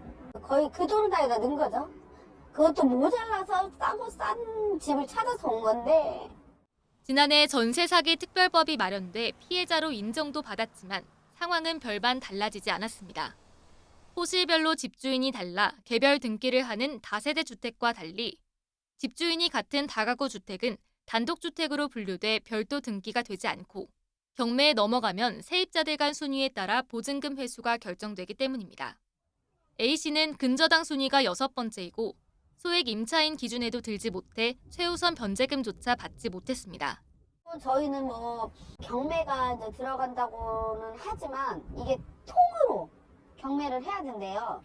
그러면은 아까 감정평가 나온 것처럼 그 금액은 아니더라도 한 20억은 있어야 되는데 정말 누가 살지. 지난 1일 대구에서 극단적 선택을 한 30대 전세 사기 피해자도 다가구 주택 거주자였는데 후순위 세입자라 보증금을 돌려받기 어려웠습니다. 정부에서 인정한 전세 사기 피해자 가운데 다가구 주택 피해자는 전체의 17.3%인 2,670명에 달합니다. 다가구 주택의 경우에는 일반적인 빌라와 다르게 경매에 넘어가더라도 가격대가 높아서 낙찰 수요가 별로 없을 수가 있기 때문에 경매에 넘어가게 되면 이제 임차인들이 임대차 보증금을 모두 돌려받기가 좀 어려운 경우들이 많다라고 볼 수가 있을 것 같아요. 경매가 진행되면 다세대로 용도를 변경해 호실별로 세입자들이 우선 매수를 할 수 있게 해달라는 요구가 나오는 이유입니다. 선고제 후 회수 내용을 담은 특별법 개정안 통과 여부도 관심이지만 대책이 필요한 전세 사기 사각지대는 여전합니다. YTN 임혜진입니다. 가짜 수산업자에게 금품을 수수한 혐의를 받는 박영수 전 특별검사의 재판이 이번 달 말 마무리됩니다. 서울중앙지방법원은 오는 31일 박 전 특검의 청탁금지법 위반 혐의의 결심 공판을 열고 변론을 종결하겠다고 밝혔습니다. 재판부는 31일 박 전 특검을 피고인으로 신문하려 했지만 박 전 특검이 진술을 거부하면서 재판 절차를 종결하기로 했습니다. 박 전 특검은 지난 2020년 수산업자를 사칭한 김모 씨에게서 대여료 250만 원 상당의 포르쉐 렌터카와 수산물 등 모두 330만 원어치를 수수한 혐의로 재판에 넘겨졌습니다. 해외 순방 중인 윤석열 대통령의 건배사와 관련해 허위 사실을 유포한 혐의로 고발당한 유튜버가 검찰에 넘겨졌습니다. 경기 북부경찰청은 정보통신망법상 명예훼손 혐의로 유튜브 채널 고양이 뉴스 운영자 A씨를 기소 의견으로 검찰에 송치했습니다. A씨는 지난해 윤 대통령이 폴란드 정상회담을 하루 앞두고 동포 간담회에서 내일 뭐 별거 없으니 오늘은 좀 마십시다라는 취지의 건배사를 했다는 글을 올렸습니다. 국민의힘 미디어 법률단은 이 글이 가짜 뉴스라며 서울경찰청에 고발했고 경찰은 1년 동안 참고인 조사를 거쳐 A씨를 재판에 넘겨달라는 의견을 달아 검찰에 송치했습니다. 대선 직전 윤석열 당시 후보에 대한 명예훼손 의혹을 수사하는 검찰이 김용진 뉴스타파 대표를 소환하기로 했습니다. 서울중앙지검 대선 개입 여론조작 사건 특별수사팀은 다음 달 5일 정보통신망법상 명예훼손 혐의를 받는 김 대표를 피의자 신분으로 불러 조사할 예정입니다. 검찰은 지난 2022년 3월 보도된 뉴스타파의 후보 검증 보도 경위와 화천대유 자산관리 대주주 김만배 씨의 공모 여부 등을 추궁할 방침입니다. 앞서 뉴스타파는 대선 사흘 전 윤 대통령이 대검 중수 이과장 시절 담당했던 부산저축은행 사건과 관련해 대장동 대출 브로커 조우형 씨 사건을 봐주기 수사했다는 의혹을 제기했습니다. 골프장에서 홀인원을 하면 수백만 원을 준다는 유료 멤버십에 가입했다가 몇 달 넘게 상금을 받지 못했다는 소비자 민원이 급증하고 있습니다. 멤버십 상품은 보험과 같은 금융상품이 아니라 피해 해결이 쉽지 않은 만큼 소비자들의 주의가 필요합니다. 황보혜경 기자가 보도합니다. 50대 남성 A씨는 지난해 7월 L 골프 플랫폼 업체의 홀인원 멤버십에 가입했습니다. 6개월 구독료로 36,500원을 내면 홀인원 상금으로 최대 300만 원을 주는 상품입니다. 한 달 뒤 홀인원에 성공한 A씨가 업체 측에 증거 자료를 제출하고 상금 지급을 신청했지만 지금까지 감감무소식입니다. 작년 연말부터 계속 전화를 해봤는데 통화 연결이 안 되고 6개월이 지나기 때문에 재가입하라는 또 광고만 오더라고요. 홀인원을 하면 동반자들에게 식사 대접과 선물을 해야 하고 다음 라운딩 비용 등으로도 목돈이 들다 보니 A씨처럼 멤버십 상품에 가입하는 소비자들이 많은데 피해도 덩달아 증가 추세입니다. 한국소비자원에 접수된 홀인원 상금 미지급 관련 피해 구제 신청은 지난해 66건으로 2년 사이 13배 급증했습니다. 신청 사유를 살펴봤더니 10건 가운데 9건 이상이 상금을 주지 않는 등의 계약 불이행으로 나타났습니다. 구체적으로는 상금 지급을 요청했더니 업체와 연락이 끊겼다거나 심사 등을 이유로 지급을 미루고 있다는 내용이 주를 이뤘습니다. 특히 최근 3년 동안 접수된 소비자 민원 가운데 절반 이상이 L 업체 관련으로 확인됐습니다. 문제는 멤버십 상품은 보험과 같은 금융상품이 아니다 보니 금융당국의 관리 밖에 있다는 점입니다. 홀인원 멤버십 상품은 일반 서비스 상품이기 때문에 상금 미지급 등과 같은 소비자 피해가 발생해도 이를 관리 감독할 수 있는 곳이 없어 소비자 보호 사각지대에 있다고 할 수 있습니다. 피해를 예방하기 위해선 값싼 구독료나 횟수 무제한 상금 지급 등 광고에 현혹되지 말고 약관 내용을 꼼꼼히 확인하는 것이 중요합니다. L 업체 측은 멤버십 가입자 8만여 명 가운데 20%가 홀인원 상금 지급을 신청하면서 자금이 소진돼 지난해 말부터 서비스가 중단된 상태라면서 심사를 거쳐 순차적으로 상금을 지급할 예정이라고 밝혔습니다. YTN 황보혜경입니다. 교회에서 밥을 먹다가 의식을 잃고 쓰러진 뒤 숨진 10대 여학생이 학대를 당했을 가능성이 있다는 부검 소견이 나왔습니다. 인천경찰청은 그제 인천 구월동 교회에서 숨진 여학생의 사인이 패색전쟁으로 추정되며 학대를 당했을 가능성이 있다는 국립과학수사연구원의 구두 소견을 받았다고 오늘 밝혔습니다. 경찰은 패색전증은 오랫동안 움직이지 못했을 때 생기는 증상이고 숨진 여학생의 몸에서 묶인 흔적이 발견된 점 등을 고려해 학대 의심 소견이 나온 것으로 보인다고 설명했습니다. 경찰은 아동학대 혐의로 입건된 50대 여성 신도 A씨에 대해 구속영장을 신청하고 수사를 이어갈 계획입니다. 오세훈 서울시장과 면담을 요청하며 시청 청사로 들어가려던 전국 민주노동조합 총연맹 조합원들이 경찰에 체포됐습니다. 서울 남대문 경찰서는 오늘 민주노총 공공운수노조 조합원 4명을 공무집행 방해 혐의로 체포해 조사하고 있습니다.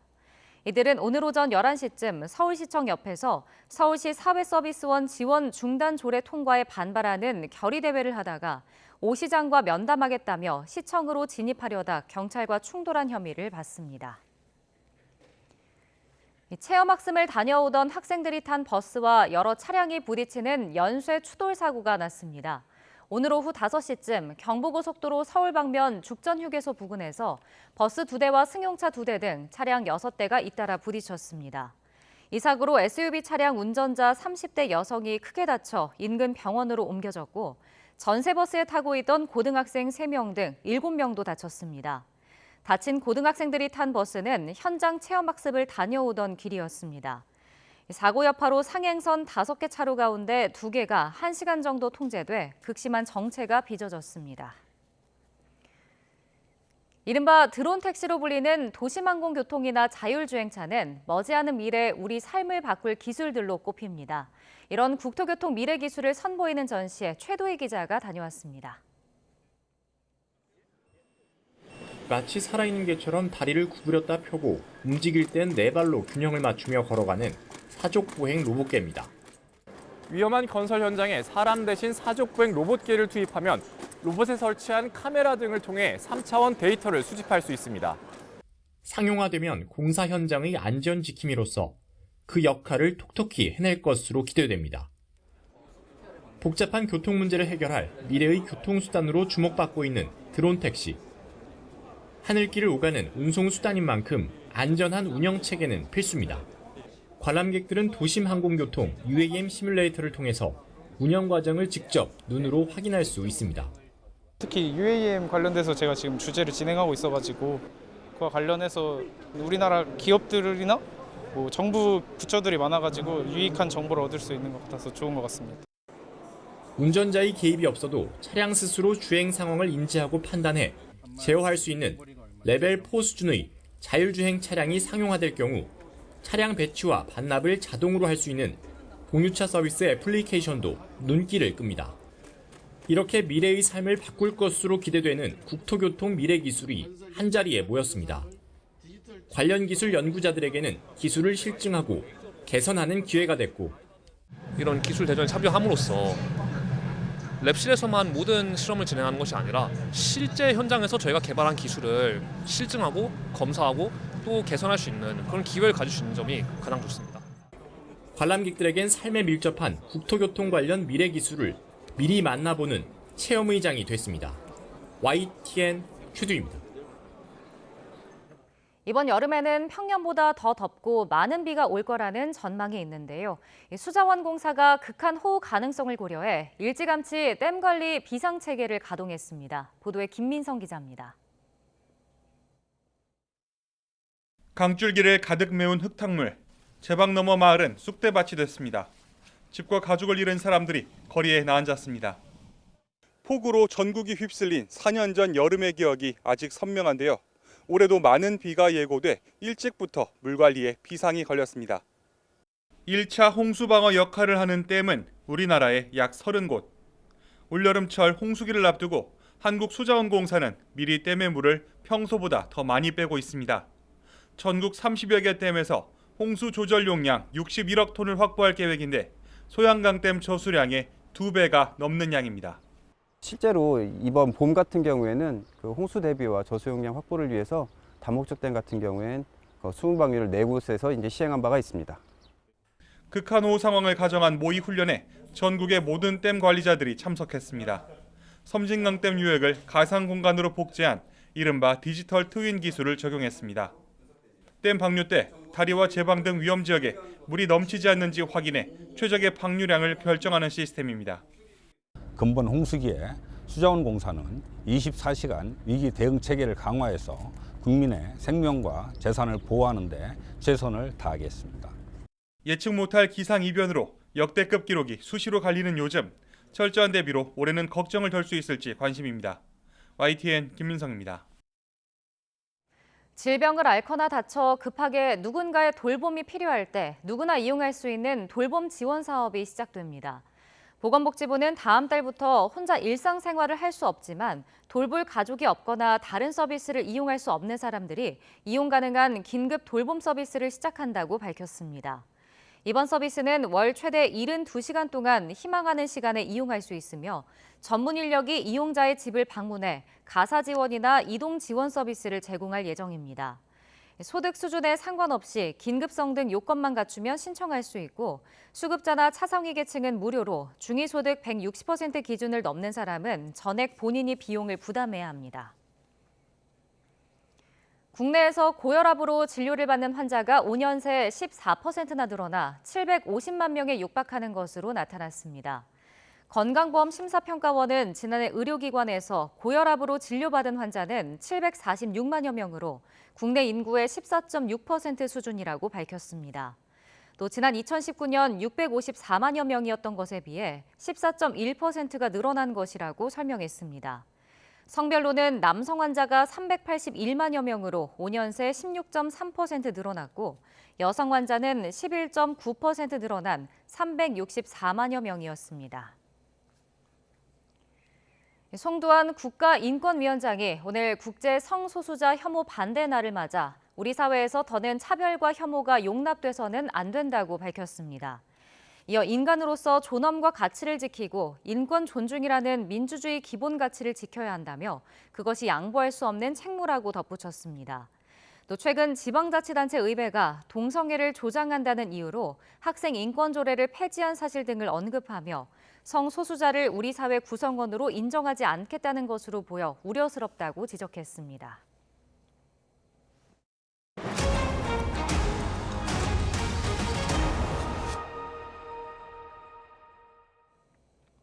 서울 한강 뚝섬공원이 거대한 정원으로 탈바꿈했습니다. 서울국제정원 박람회가 개막해 10월까지 이어지는데요. 꽃과 풀이 가득한 한강 정원에서 도시 생활의 조급함을 잊고 지친 마음을 치유할 수 있다고 합니다. 보도에 김연아 기자입니다. 뚝섬 한강공원 6만 평 곳곳에 서로 다른 모습으로 꾸민 정원 76개가 들어섰습니다. 맑은 하늘과 시원한 강바람이 아름다운 정원과 어우러져 바쁜 일상에 모처럼의 여유를 선물합니다. 맨날 제가 좁은 곳에서 일하다 보니까 좀 트여 있는 데서 하니까 기분도 좋아지는 것 같고 신선한 공기도 맡고 장미가 이렇게 다양한 줄 제가 처음 알았고요. 꽃 송이송이가 정말 너무너무 다르게 예쁘더라고요. 다 각자. 그래서 너무 좋았어요. 봄 햇살 속에 탐스러운 꽃들이 발길을 붙잡는가 하면 별다른 꾸밈 없이 덩굴과 풀이 그저 무성하게 뻗어나간 듯한 정원도 자연 그대로의 편안함을 줍니다. 폐플라스틱으로 만든 조명과 흉물 같던 철골 비계도 올망졸망한 꽃들과 함께 자연에 녹아들었습니다. 정원 전문가부터 기업과 학생, 일반 시민까지 최다 인원이 참여한 이번 정원 박람회. 국제 행사로 규모를 키워 개최된 첫 행사로 올 10월까지 최장 기간 진행돼 계절에 따른 변화도 느낄 수 있습니다.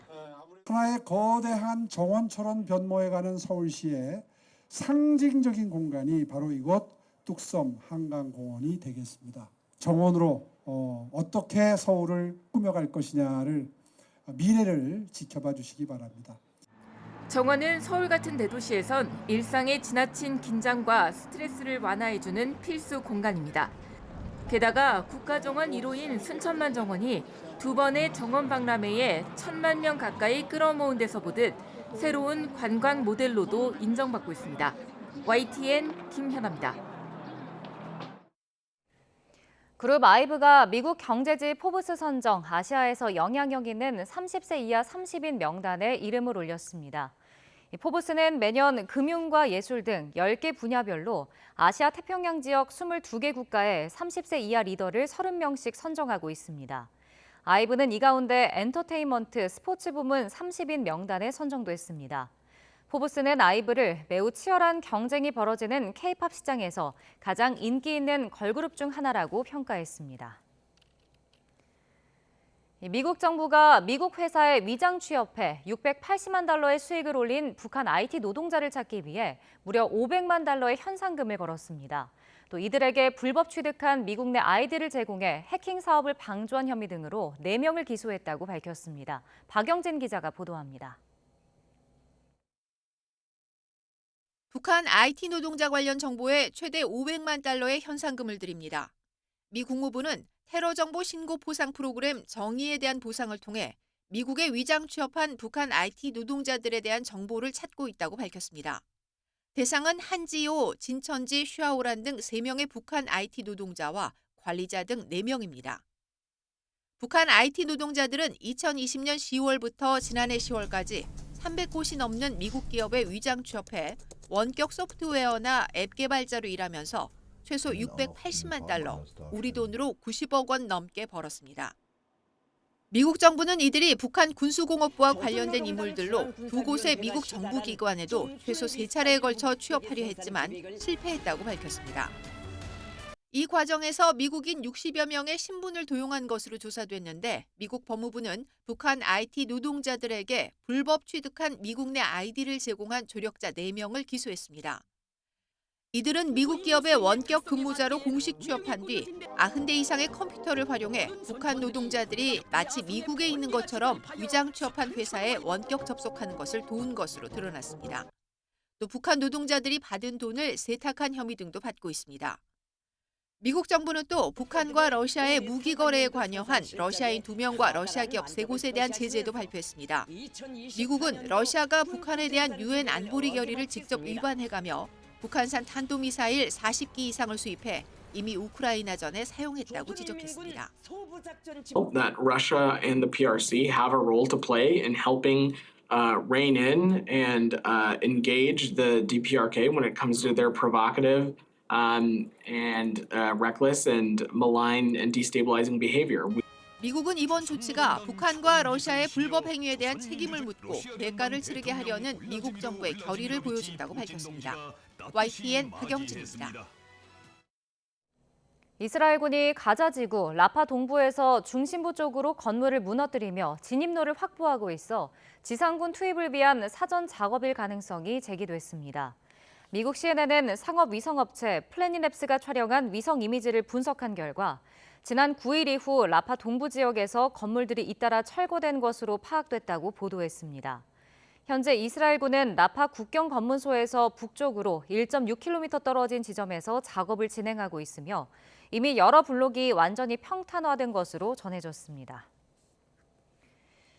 미국을 제외한 주요 7개국과 한국 등 13개국이 가자지구 라파에 대한 전면적 군사작전을 앞둔 이스라엘에 경고선을 보냈다고 독일 일간지 쥐트도이체 차이퉁이 보도했습니다. 13개국 외교부 장관들은 카츠 이스라엘 외교부 장관에게 보낸 서한에서 가자지구에서 악화하는 인도주의 위기를 완화하기 위해 최선을 다해야 한다고 촉구했습니다. 그러면서 구호물자 반입을 위해 이집트와 맞닿아 있는 라파를 포함해 가자지구로 통하는 모든 국경 검문소를 개방하라고 요청했습니다.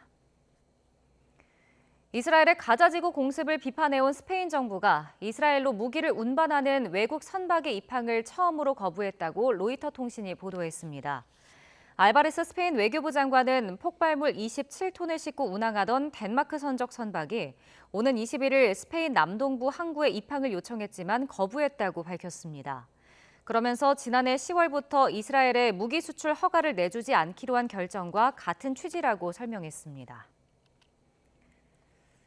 다섯 번째 임기를 시작하자마자 중국으로 달려간 푸틴 러시아 대통령이 시진핑 주석의 관저까지 찾아가 밀착을 과시했습니다. 둘째 날엔 처음 베이징에 도착할 때처럼 새벽 시간에 하얼빈으로 이동해 무박 2일에 가까운 강행군을 이어갔습니다. 그 이유가 뭔지 베이징 강정규 특파원이 보도합니다. 시진핑 주석의 집무실이자 관저가 있는 중난하이에 푸틴 러시아 대통령의 전용차가 들어옵니다. 시 주석은 집에 온 친구를 마중하듯 푸틴과 함께 산책하고 차를 마시며 브로맨스를 과시했습니다. 소인수 회담에서 러시아는 전현직 국방장관을 모두 배석시켜 군사협력에 방점을 찍었습니다. 반면 중국은 외교부장과 부부장, 주러 대사 등 외교 라인만 나란히 앉혀 차이를 뒀습니다. 2022년 2월 푸틴의 우크라이나 침공 직전 방중 때 나온 무제한 협력 같은 발언은 이번엔 없었습니다.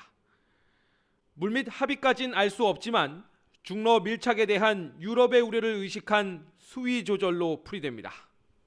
解决乌克兰危机的根本之策是推动构建均衡、有效、可持续的新型安全架构。 시진핑과 작별한 푸틴은 밤늦게 중러 접경 헤이룽 장성의 수도인 하얼빈으로 이동했습니다. 중러 엑스포 개막식과 지역 협력 포럼에 참석해 국경 무역 활성화를 촉진하기 위한 행보입니다. 미국의 2차 제재 탓에 중러 간 송금을 꺼리는 지역 은행들의 정면 돌파 의지를 보여준 것이기도 합니다. 실제 서방과 금융전쟁의 사령관인 러시아 중앙은행 총재와 대외 무역은행장 등이 푸틴을 수행했습니다. 이 밖에 2차 대전 때 소련군 전사자 기념비 헌화나 미국의 제재 대상인 하얼빈 공대 중러 연합 캠퍼스 연설 등 빠듯한 일정을 소화했습니다. 우크라이나 전쟁 승리를 표방하는 집권 5기의 문을 열자마자 중국으로 날아온 푸틴. 무박 2일에 가까운 강행군에서 절박함도 엿보입니다. 베이징에서 YTN 강정규입니다. 2024 파리 하계올림픽에 출전할 우리 국가대표 선수단이 140명대 머물 것으로 예상돼 1976년 몬트리올 대회 이후 48년 만에 최소 규모 선수단이 구성될 것으로 보입니다. 대한체육회가 집계한 17일 기준 파리올림픽 출전권을 확보한 선수는 15개 종목 113명입니다.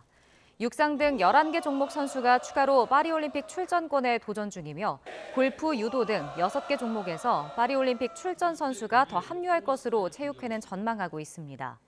체육회는 단체 구기 종목의 집단 부진으로 파리올림픽 출전 선수단 규모를 170명 수준으로 예상했지만 남자 축구마저 10회 연속 올림픽 본선 진출에 실패하면서 선수단 숫자는 150명을 밑돌 것으로 보입니다.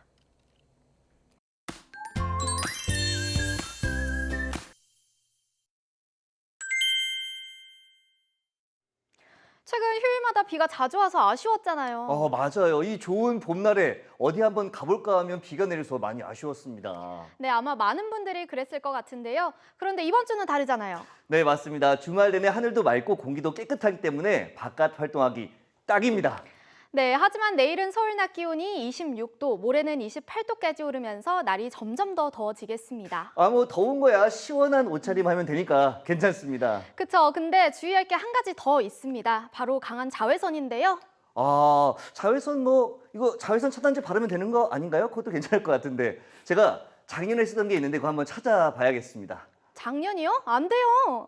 왜 뭐가 안 된다는 거죠?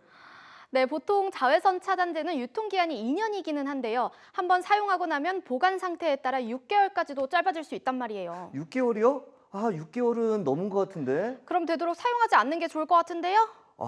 그렇군요. 6개월. 그리고 주말이라 장시간 야외 활동할 수 있잖아요. 그럴 때는 SPF 50 이상, PA+ 3개 이상의 제품을 사용하는 게 더 효과적이라고 하네요. 네, 알겠습니다. 잘 기억해 두도록 하겠습니다. 그럼 저도 하나 알려드릴게요. 원희나 캐스터는 피부가 어떤 편이세요?